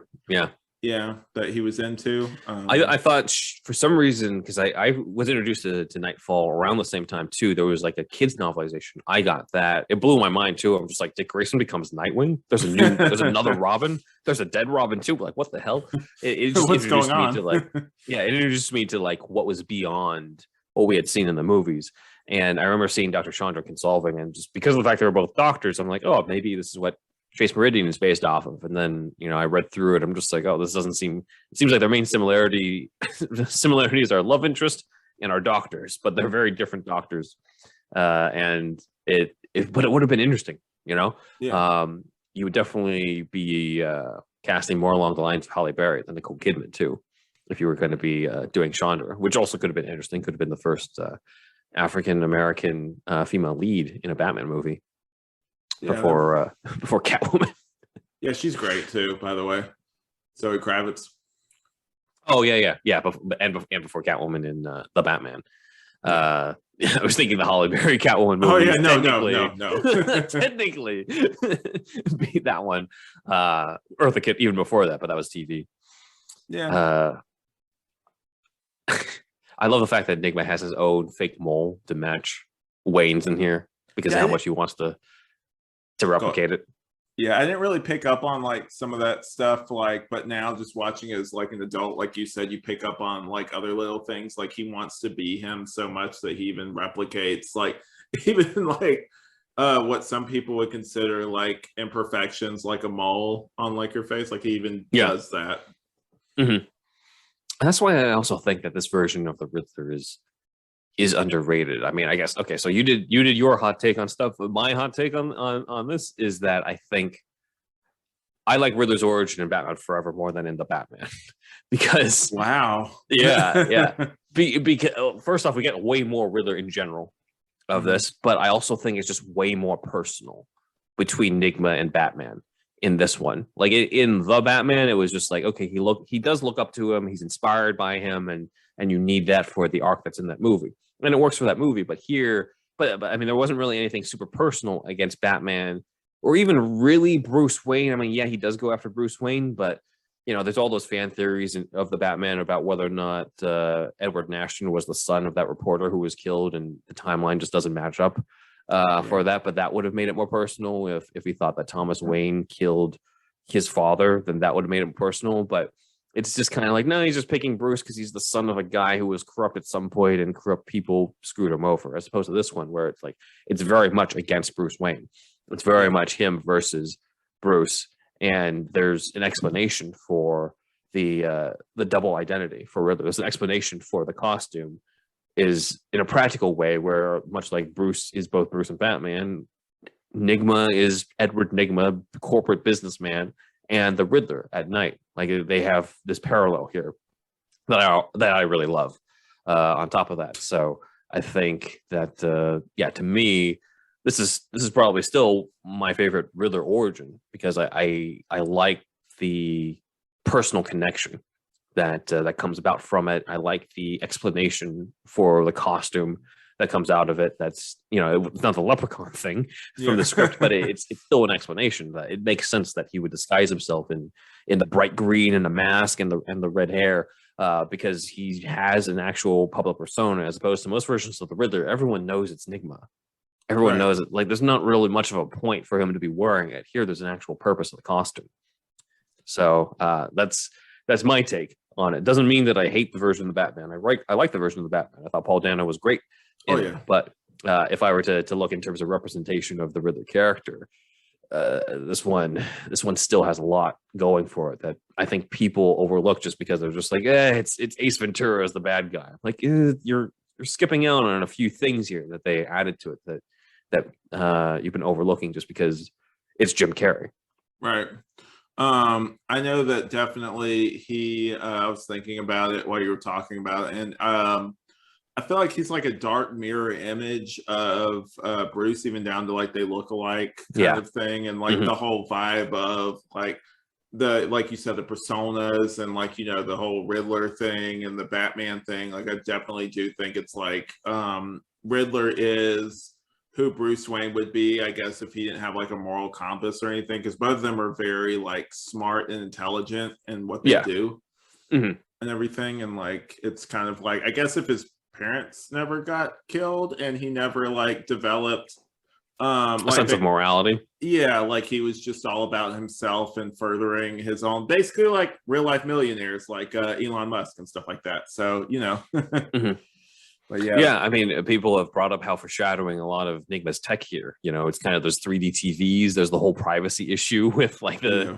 the brain sucking stuff. I mean, it's kind of a trip to look at what seems like this is just some dumb movie from the 90s, but then there's a amount of foreshadowing and some depth to it that people have overlooked. You know, Yeah. but yeah, I mean, I do. If some people have brought up with Dano as Riddler, to me, if there was any flaw to it, it's that he just was not in it enough. He had like one scene with Batman the whole time, and he's not really there in the third act, as opposed to this one where like Riddler's in this throughout the whole movie. He has Right. scenes with both Bruce Wayne and Batman.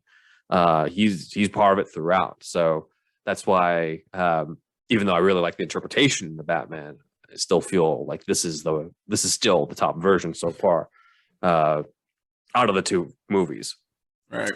If we're including Frank Gorshin in that gets tricky because Gorshin is just iconic. He's the reason why Riddler's even an A-lister.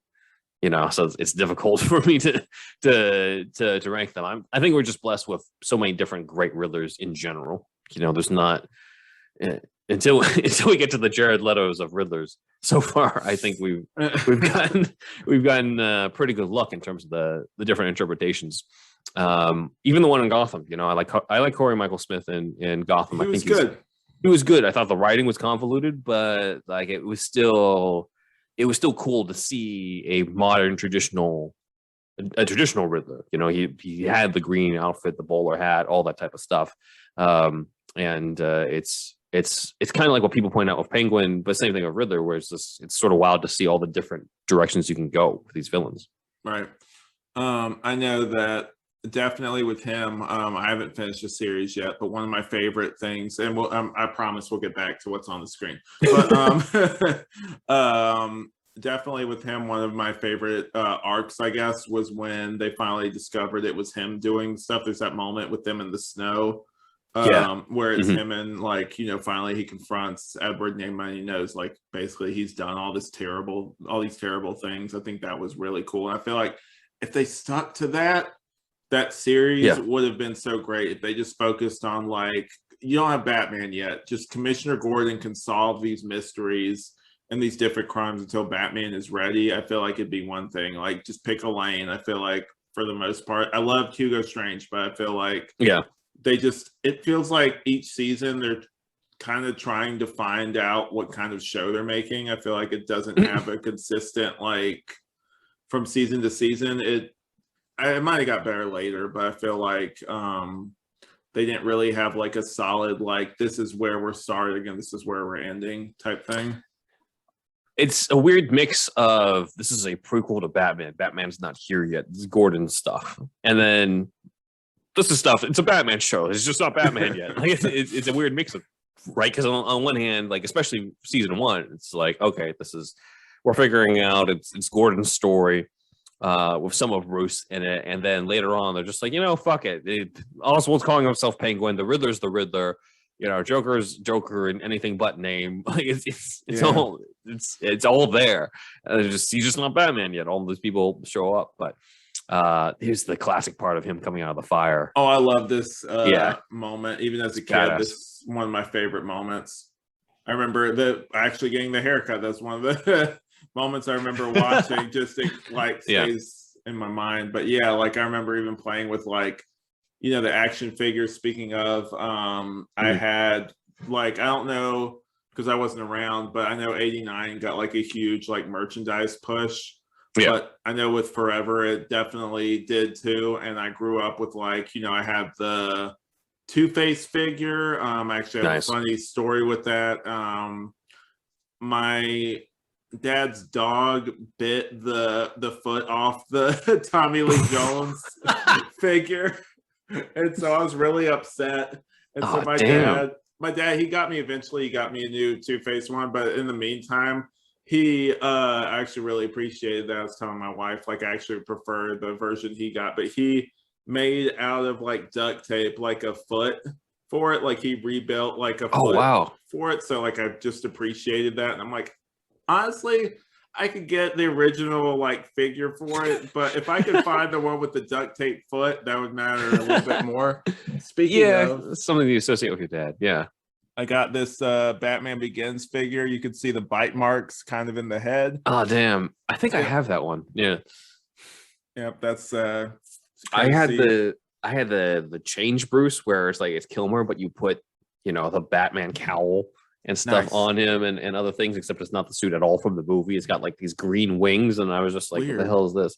Though as a kid, I'm just this is cool. This is what he should look like in the movie. And now as an adult, I'm just what were they thinking? Just give me what he looks like in the movie, Jesus. So I had that. Oh, sorry. I think I Yeah. like this one because it's the closest to the movie. I know back then they like to do a lot more of the variations. Yeah, yeah. I mean, like the classic quick change Bruce, which is what I'm holding up here. I'm like, this is cool, except he never wore anything like this Yeah. in the movie. It would have been cooler if he was, but now that design, t-shirt design, has its own legacy to it, and that's also why I wear it. But I think with the Forever one, I had the Bruce Wayne one, and then I had the Riddler one, where he's got like that brain sucking machine, like Yeah. almost like a backpack, and then he does that. So that was cool. I had my Two-Face was like a plastic small figure where he's in a straight jacket and he's just escaped from Arkham, which should Nice. have been like the first clue to like the whole Schumacher cut opening type of thing. This this image of Nicole Kidman naked on the bed when I was watching this. I appreciate it. So someone I know, I think she was like a friend of somebody I was seeing at the time, and she was like, "This is how women sleep." Yeah, just like all spread out, their all hair spread out on a big bed while like the makeup's the done. windows, the makeup's done. The clearly the windows are open. Look at that. The drapes. She makes the bed sheets like a dress almost. Yeah, just so that Batman can come in through there. Yeah, I mean, if your fantasies are doing it in the bat suit or doing someone who's in a bat suit, then this movie is for you. This scene in particular. The internet also exists, so I mean, you could also look up. I'm sure there's like like porn parodies you could probably look up too. Probably more satisfying than this. Yeah. Yeah. Considering that they don't actually get any further than just a kiss here. That would have been so weird. Like when you were telling me about that script where like it's just a mask. I'm like, how would you film that? It's supposed to be more okay for kids. Like McDonald's is gonna be pissed. They're just like, you didn't like Batman Returns? We got something else for you here. So that's probably why they changed it in the script, honestly. They're just like, yeah, we can't get away with that. Come on. And so they moved the order around and made it like this, where he deliberately, or she doesn't sleep with him because she's in love with Bruce and that type of thing, which then leads into the very very memed image of his smile afterwards, which again, like, as in context, it's fine. People are just like, oh, Batman's smiling in this. I'm just like, it makes sense. It makes sense in this context, I think even my dad noticed that, like growing up. It's like you never really see that, like Batman smiling. Mm-hmm. So, especially the '90s one, like, sure, like Adam West, it fits that, but especially post Keaton, it wasn't something that you were used to seeing unless Keaton was about to drop you and and blow you up like he did with a strong man. That's not a smile you want to see. Yeah. So we've got the Thinkers, which I thought was a nice touch as the parts of the chair on the Riddler's hideout. For me, being such a Batman Forever fan, I never really even made that connection. That's why I'm glad I got you here, Ben. We're pointing this stuff out. Yeah. Let's see. That image with the bat does. It was the first time that they did the Dark Knight Returns thing, which they carry over to the other interpretations, where like he saw the bat as a boy when he fell into the cave. People credit that to Nolan, but I'm like, yeah, Schumacher did it first. Schumacher did it first in this. Yep. And Snyder arguably kind of does it closer to Schumacher's version in making it happen at the same time as the Wayne funeral. Terrifying, which is, and it's not the same comic. I mean, it's not how it was in the comic, but that specific timing is from the Schumacher movie. It's not from the comics, and so I don't think Snyder was necessarily being like, we got to reference Batman Forever in this, but it does have that carryover. Yeah. I know for me, growing up, and this must show how much I used to watch this movie, a lot of things are starting to make sense. So I had a fear of bats, which now seeing that little image of like the bat flying like that, and then also I think I showed you the trading card before where like that giant bat is looking at Bruce. It makes a lot of sense now. Comes from this. Yeah, this is a movie where I had seen the trailers, I had remembered certain images, and it was the first time in my life where I noticed stuff that was in the trailer that wasn't in the movie. Right. And it kind of led into the fascination that that now leads into the show I co-host, on the different things that were cut and original scripts and stuff. I wanted to seek out like what's the stuff, and the idea of watching an alternate version or watching more Batman, deleted scenes where there's like even more stuff that's part of the story. That was fascinating to me. That got me really into that type of stuff. Yeah. We got a Halloween set Batman movie before the Batman. You actually convinced me to buy the Dark Knight that script treatment. Yeah. What'd you think? I haven't finished it yet, but it was good so far of what I've read. I know for me, just in general, I think I probably prefer the aesthetics of this movie over probably Batman. It's probably just what I grew up on, though. Like, I don't know. For me, I love Returns because Returns was also that forbidden fruit that I couldn't watch when I was younger. Right. But there's just always a special place in my heart for it. I feel like there's a better version of this movie, but also we've seen other interpretations of this. This movie could have been a lot worse overall. Yeah, again, in terms of ranking this, I think I would rank this still more over some of the others, whereas a lot of people tend to put this towards the bottom and stuff, probably because of associations with Schumacher and Batman and Robin. But really, if we take a look at representation of the Batman character, I'm just like, this is still better than a lot of some other stuff, both live action and animated. Right.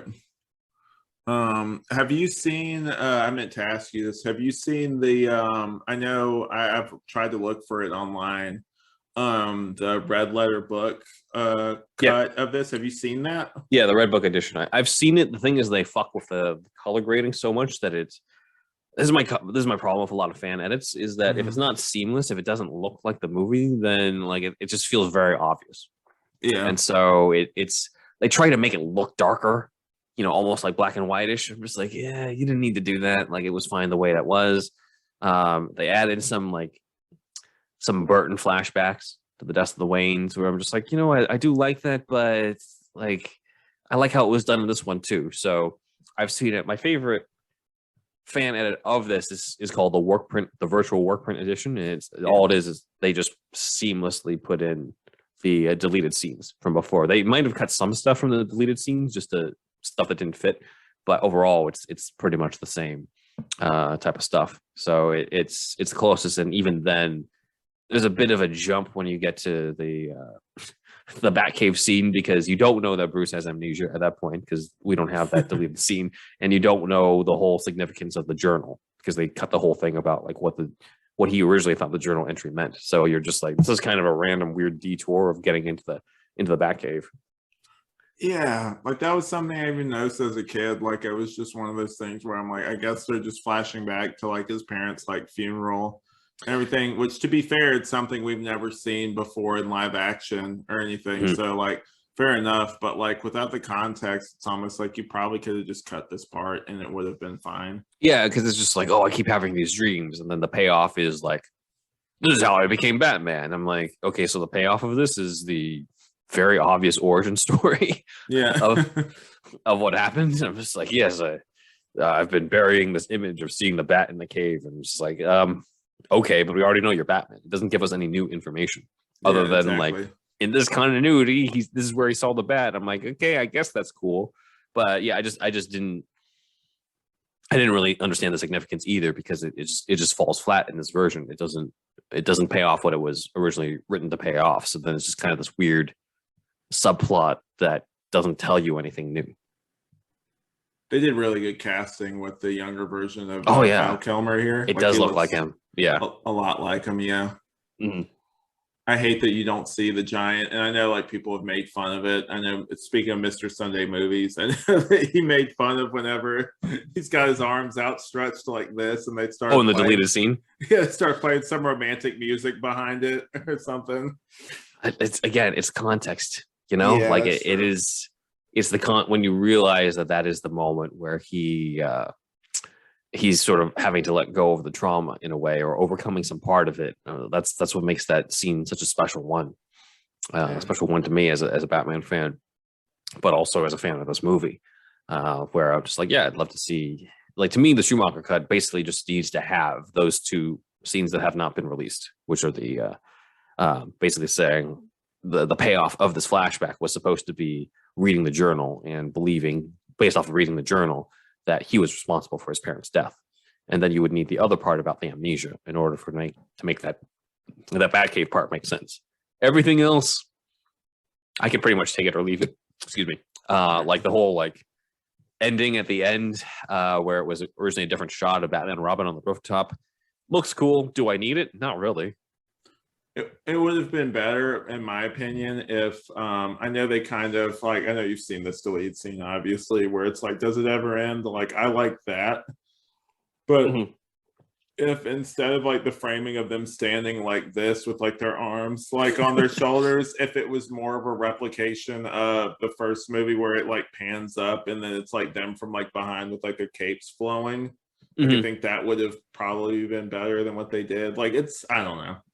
I think they made the right choice ultimately, but yeah, with the running towards, I'm just like, I was fine with the silhouettes running. There's a bit. Some people were just like, it's like the '60s show and running. I'm just like, you know what? This is a modern version of the '60s show anyway, so it's not really that out of place, and it looks cool. Like it was Schumacher's stamp was ending it with those silhouettes running towards us from the bat signal, while Burton ended with the whole like rooftop shot with the bat signal. It's fine, that those are the signature endings for both of those directors, and I think it works, but I don't necessarily need to see that end the whole thing. I just want the subplot to be restored, and if they add in some of the other stuff, then fine. But I'd like to see it reordered to the original cut too, as well, so it doesn't seem weird. It doesn't seem like Chase Meridian's booty call was responsible for Riddler's origin.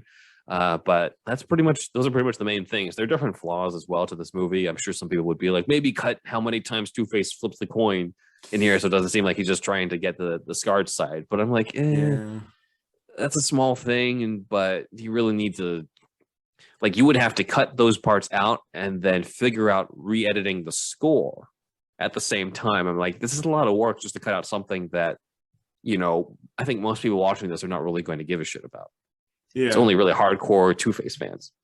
And I think it's also, like you said before, where I think people are expecting something like radically dark and everything without, it's the same thing with that Tim Burton interview we're talking about. It's like, you have to think about context. And so some of those deleted scenes and some of those things that people think are going to like radically like make the movie more dark and crazy, like it might just be more scenes similar to this tone where, yeah, it gives more context and stuff, but it might be like similar to this tone. It'd be more weird if it was just like super dark and everything else was like this. Yeah, because like this is still the movie. This is still going to be in it. Like this, what he's going to say here with the whole joygasm thing, that's still going to be in the movie. Hey, I like the joygasm part. I know, right? But you get what I mean. Like, it's not going to automatically delete the cheesier moments or the comedic moments. They're still going to be there. It's just there's some scenes that are darker that would be put back in, but the other stuff, that's still going to be there. Tommy Lee Jones' performance as Two-Face is not going to be that much different. It's just going to be him in more scenes. Unfortunately, yeah. I do. Okay, so here's another thing about this Two-Face. If I'm going to go with hot take of it. Yeah. All right, Aaron Eckhart, hands down, obviously the best Harvey Dent. Two-Face, though, he didn't really do much. He's not really Two-Face in those movies. He's not really Two-Face at the end of that. I mean, Tommy Lee Jones, yeah, it's not how I would do Two-Face. I'm not saying he's the greatest Two-Face ever, but Tommy Lee Jones has a lot more of the traditional Two-Face elements than Aaron Eckhart ever did, and it's not Eckhart's fault either. It's just because Eckhart had like 10 minutes of being Two-Face and all he wanted to do was punish Jim Gordon, as opposed to here we've got a Two-Face who does the like two related crime, the two themed crimes on the stuff. He's a major threat. He's been around for a while. Has the traditional courtroom origin. He lasts long enough to kill Robin's parents and have that whole rivalry with Robin. There's a lot more comic book Two-Face type stuff with this version than with Eckhart. The main issue is that people just didn't like the how much he hammed it up on it, which I think is fair. But in terms of the way that there's stuff that's written in it, I don't think there's a version of this where Two-Face would have really been done justice the way that we want him to, in terms of exploring the depth of that. Yeah, I think he had to suffer. You got to realize what movie you're in, though, too. Like I said before, like it is what it is. Yeah.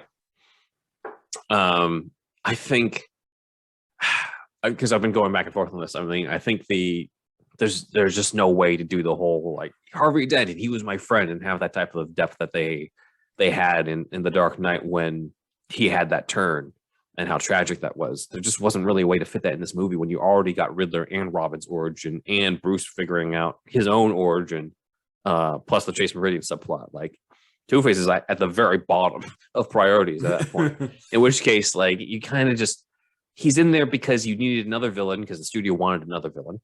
And he's in there because Two-Face fits the theme of duality that they wanted. But it's not really going to explore Two-Face any more than just him fulfilling that role. Where's that coming from? He sounds drunk in that moment. Oh, yeah. Where's that coming from? Do you think if this movie was made today, they probably would have had like the light up like Riddler jacket and like some of the other elements? I feel like that's much more of a thing now. I would see that at Hot Topic, yeah. Yeah. You would see that. You would see that all over the place. Some version of it, yeah. Yeah, it'd be that as well as like maybe like some sort of version of the Two-Face outfit. There'd be different variations. I'd love to see that being sold. Like I still would love to walk into a place that has like retro Batman merchandise type stuff. Maybe not stuff that was the Joker leather jacket. I've always wanted that. Yeah. Those Joker leather jackets, you know, batarangs from this era specifically, you know, like it would, I'd love to see it. Whether or not they would make a ton of money is a whole other thing. I know we would be the customers for that, but I don't know about most of the general public who, you know, to them, the Batman movies are the Chris Nolan ones. They're not necessarily these 90s ones, even though these are the ones that we grew up on. Yeah. Enigma. Edward Nigma.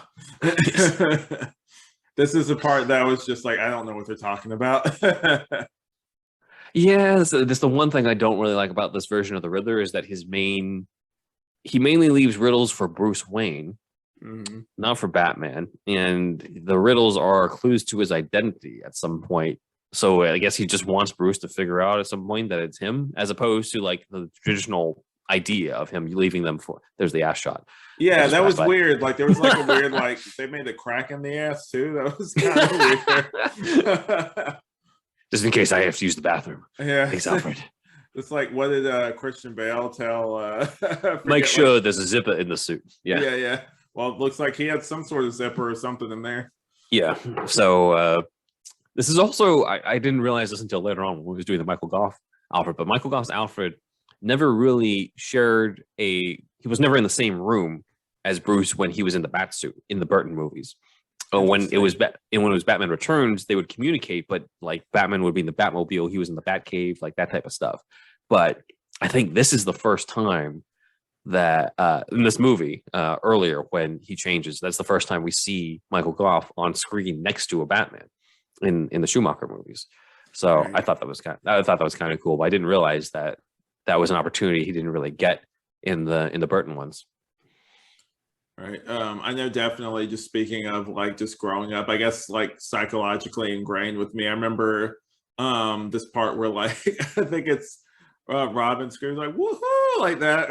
I remember going down like water slides and doing like what he's doing right now, like Carowinds and stuff like that. Yeah, it's just awesome. Like, yeah. I prefer the original Batwing to this. Just same. From an aesthetic standpoint, but this one isn't that bad, I guess. This one is number 2.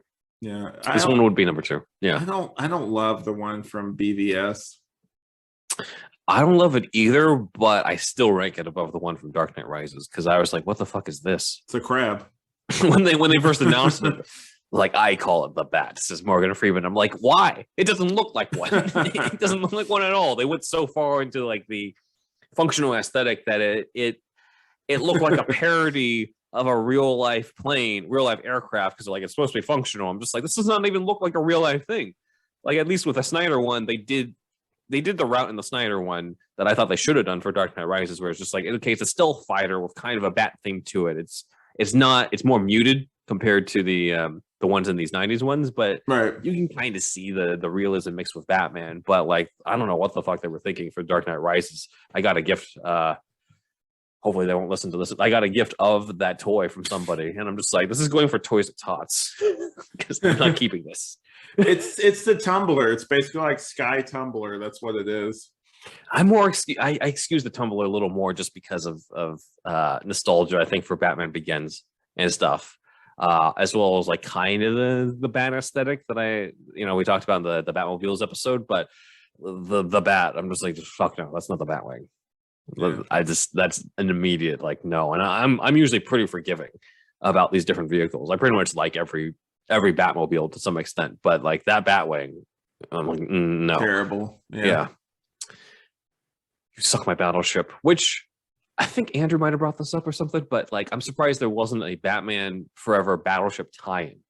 That's what I was about to ask. Like I don't think they did it. Wow, it must have been just him ad-libbing or something, man. I mean, they are literally playing Battleship to destroy it, but like, imagine how, especially because this was a big movie at the time. These days, people laugh at it, but like in '95, this is one of the big. Oh, it's like that was a blockbuster. Yeah. So like, this would have definitely been a hit at the time. I didn't even have Battleship growing up, but I would probably want to ask my parents to get it for me if there was a Batman Forever one, so you could pretend to be Two-Face and Riddler with your friends, blowing up the different parts of the Claw Island, so you could take out the Batmobile and the Batboat. Yeah. Well, people like to forget that, I didn't necessarily see, I don't even remember if I saw Batman and Robin in theaters, but I definitely do know the hype was there. I think I was too young to see this movie in theaters, but I do know that I told you earlier that I like the Viewmaster for it. And I was just so I was so psyched for the Batman and Robin movie. I had that action figure of Mr. Freeze, where it's that blue, the blue kind of one where it's got the little goggles and everything, and the pale skin. I had that too. I'd put him in the freezer, kind of make him cold or whatever. Oh man, yeah, I didn't do that, but I had the Batman and Robin popsicles type of thing, and those lasted. It was a Costco brand too, so you can imagine how huge the box was. That lasted like pretty much a year on that, because there were just so many of them, and they had different flavors. The blue one was obviously Mr. Freeze. There was like a red one for Robin. It was a time. I'd love to. I mean, I don't know how good they would be, but if they reissued those and made new ones, I'd love to have them again, just to have that taste of nostalgia. Of course, they had the holy catchphrase that they added in here. Yeah, this I don't know. Like keep the '66 aesthetic, or not aesthetic, but the feel of it. I think is what they thought, or have something to it. I think they wanted this. They didn't, but it kind of fits this movie, as opposed to like it would be weird in the Batman. Yeah. Like I'm fine with there being I'd be fine with there being a Robin in the Batman, but if they try to do this whole like holy rusted metal Batman in that one, I'd be like, I don't know, that's not really what you established. I get why you did it, so right. Yeah, this is the one interpretation where I'm just like, yeah, you can pretty much get away with it. It's weird, right? Because like I was telling my wife about this, so like all the other Batmans, other than like, obviously this one before, I couldn't really see a Robin with them. But weirdly, I guess it's because of all the stuff with like the kid and the Batman. Yeah. But I could definitely see a Robin being in that movie and it not feeling weird. They would have to definitely walk a tightrope of like, realism with it. But like, I could definitely see a Robin in those movies. I think it's also because of the fact that the Pattinson story is about becoming a symbol of hope and inspiring other people, and not just being a guy who beats people up and breaking their bones. I think it's that aspect too that lends itself so that by the time you get to that end, you're like, okay, I could see that, as well as the fact that like this movie, they're just like, we're bringing in a whole bunch of comic book characters. We're bringing in Catwoman, Riddler, Penguin, and they've all been reimagined, so it's a little easier to imagine sort of a classic scenario with Robin, as opposed to maybe in the past where you watch Batman Begins, you're just like, I don't know if they're going to bring Robin into this type of thing. They do, but it's not great. Nope. Nope. I remember So, this scene too. Like, I'd rather see you in jail. Yeah, I mean, I don't think that's that much of a hot take to say that this did Robin better than The Dark Knight Rises. I like Joseph Gordon-Levitt. I thought he did well for what it was written. I just remember in the theater when they did that, and I was like, this does not feel like a Christopher Nolan thing anymore at this point. This feels like one of those when they did the Robin reveal at the end. I'm just like, really, you had to do it that way, you know?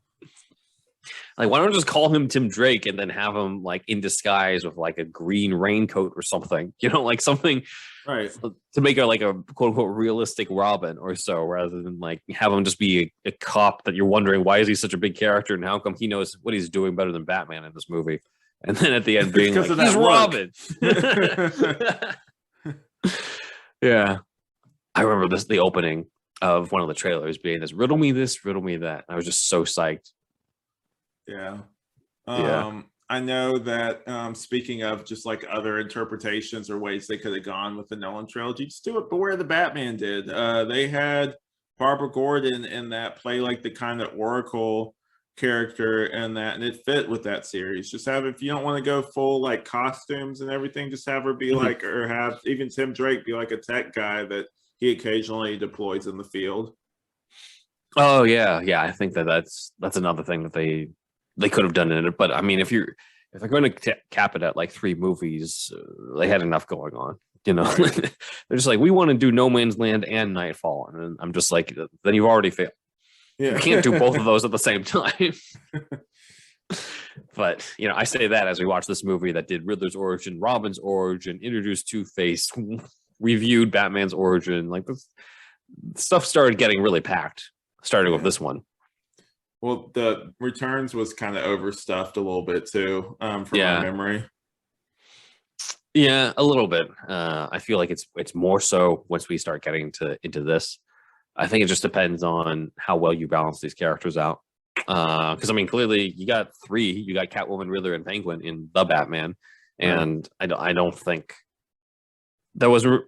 Maybe it's because there's an overall feeling that like everyone, this is the pilot for everybody in the Batman. You kind of excuse it because they're gonna. It feels like they're all gonna come back, as opposed to these where it's just they're more one-offs. This is your one shot at Riddler. Jim Carrey's probably not going to come back after this one, even though they keep him alive. That type of stuff. It felt more like, we got to stop this shit with as much as possible. Right. They're not really setting anything up. Yeah, this whole thing with like the whole sadistic choice thing doesn't like, if you actually sit down and think about it, doesn't make any logical sense how he's able to save both of them. Yeah, but that's part of the fun of the superhero. The way that Schumacher saw this, because thematically it's about him balancing both sides, so he has to save both in order to represent that, which I appreciated. But is it realistic? No, but it's a Schumacher Batman movie. Fair enough. They do have a bunch of neon gangs and a bunch of like it's like literally a watery death trap. So I mean, activated by a button on the guy's cape. I kind of, that's the one thing I will say I kind of do missed with Paul Dano's interpretation. There was no like cane or anything, or like kind of like, I don't know, like he could have used that. That would have been kind of cool if he used that to beat the guy to death at the beginning of the movie. Oh yeah, that's true. That too, yeah, that would have been cool. I think it's wishful thinking that if he comes back, that he would be in something slightly more traditional in it. But there's also kind of potentially room for it, considering that everyone knows who he is now. Like beforehand, when he was, in the Batman earlier, he was disguised with that mask. But now people kind of already know who he is. So he could just go unmasked, but in like a green suit or something.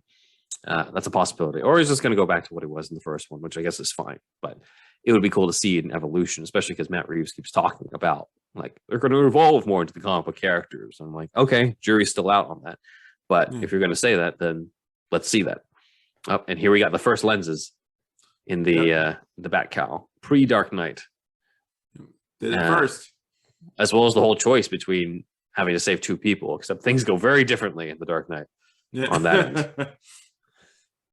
And 90s audience weren't ready for that yet, but your kids are going to love it. Yeah. Yeah, this whole thing with like, what do you think? Like, earlier you mentioned the whole like green race thing and how Batman didn't see it. Do you think that's just for the benefit of the audience, or do you think that that's actually visible? That's a good point. I think it's supposed to be visible. Okay. But okay, here we go. He's leaping down. Oh yeah. Everyone's weight is relying on that small little batarang. Yeah, a little flimsy. That's the 90s. It's okay. They made movies like, I feel like movies started just really getting dark in the later 2000s. I feel like 90s movies have definitely different vibe. Like I said earlier, you probably didn't make this kind of movie these days. There's also a factor here when he catches Robin, the whole thing about like, oh, my father would always be there to catch me type of thing. I never even noticed that. That's great. Yeah, I don't think I noticed that even until like a viewing a couple years ago when someone mentioned that. And I was like, you know what? That's why they did that. It makes sense.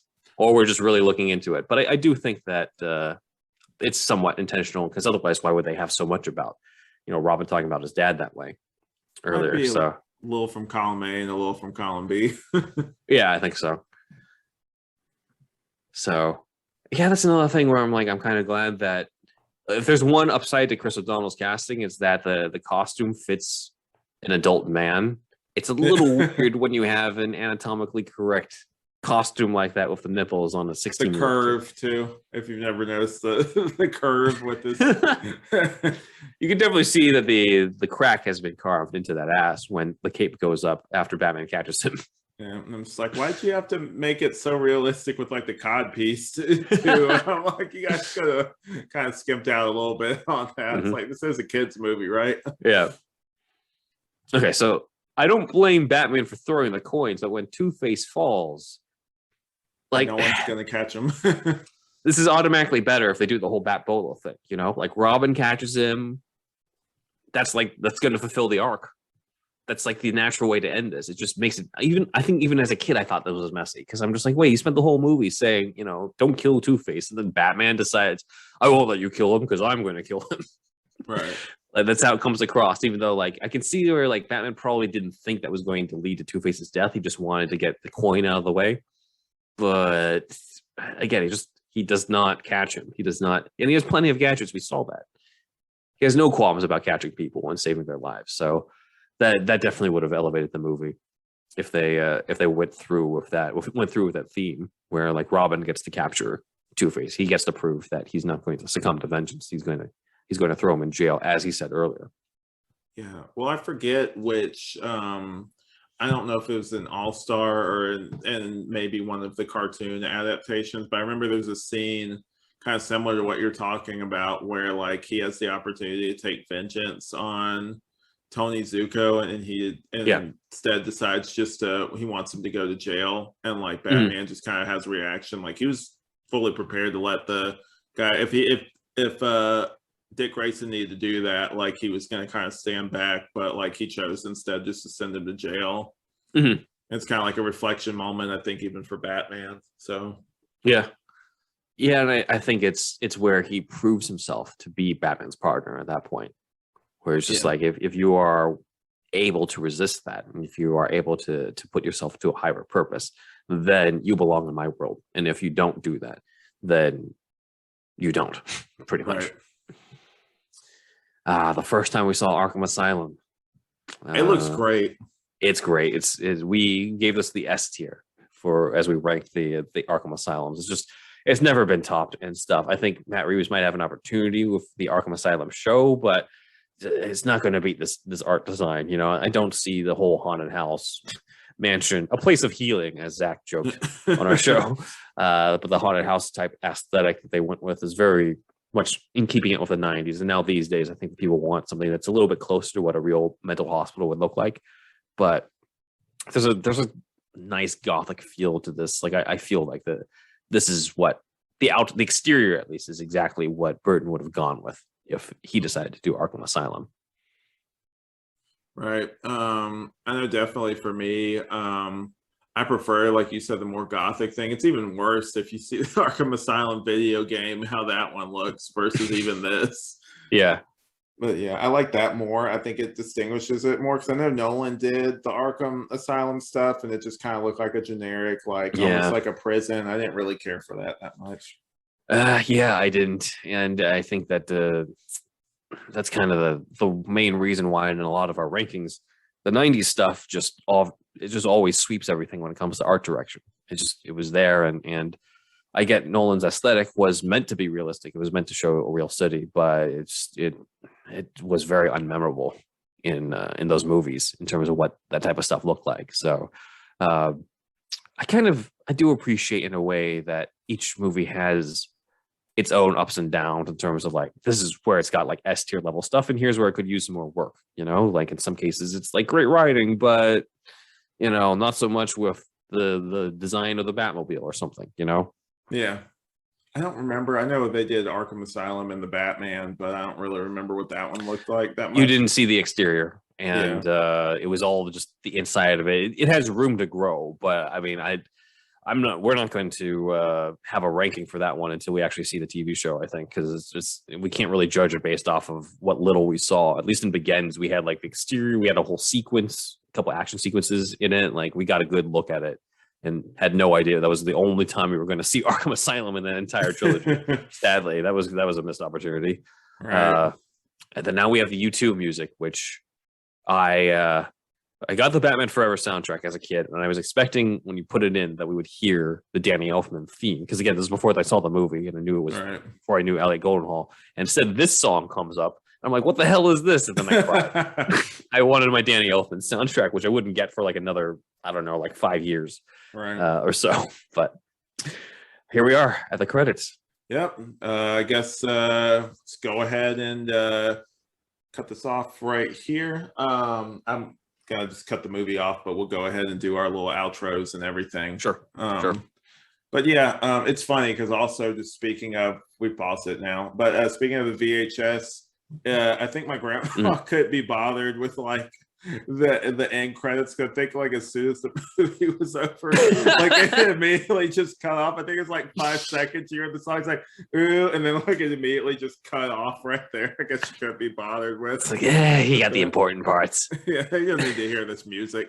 But yeah, yeah, I definitely appreciate having you on. I was a little worried at first because I was like, I never talked to somebody for 2 full hours on the show. I've done commentaries. But I see. Yeah, we have the breaks in between. But like, I'm like, I don't know if I have that much to say about this movie, but we managed. So Oh yeah, well I have like 10 hours of content on this movie.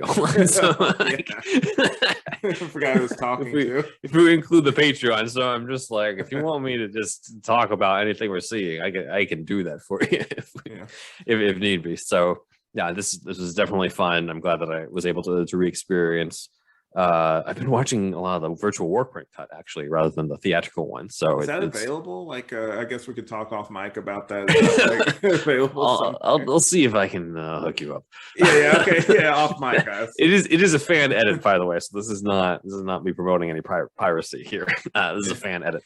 But yeah, I'll see what I can do about getting you with that one. But it's cool to kind of sit back and watch the like streamlined version of it. Just get right to the action in the very beginning. I think that's the main strength that this cut has over the other one, is that it's kind of like it's a slow build to get to that action sequence in the first like 10 minutes, as opposed to this one where you're just like, you're right in the Batcave. He's Batman. I'll get drive through. Goes off and stops Two-Face.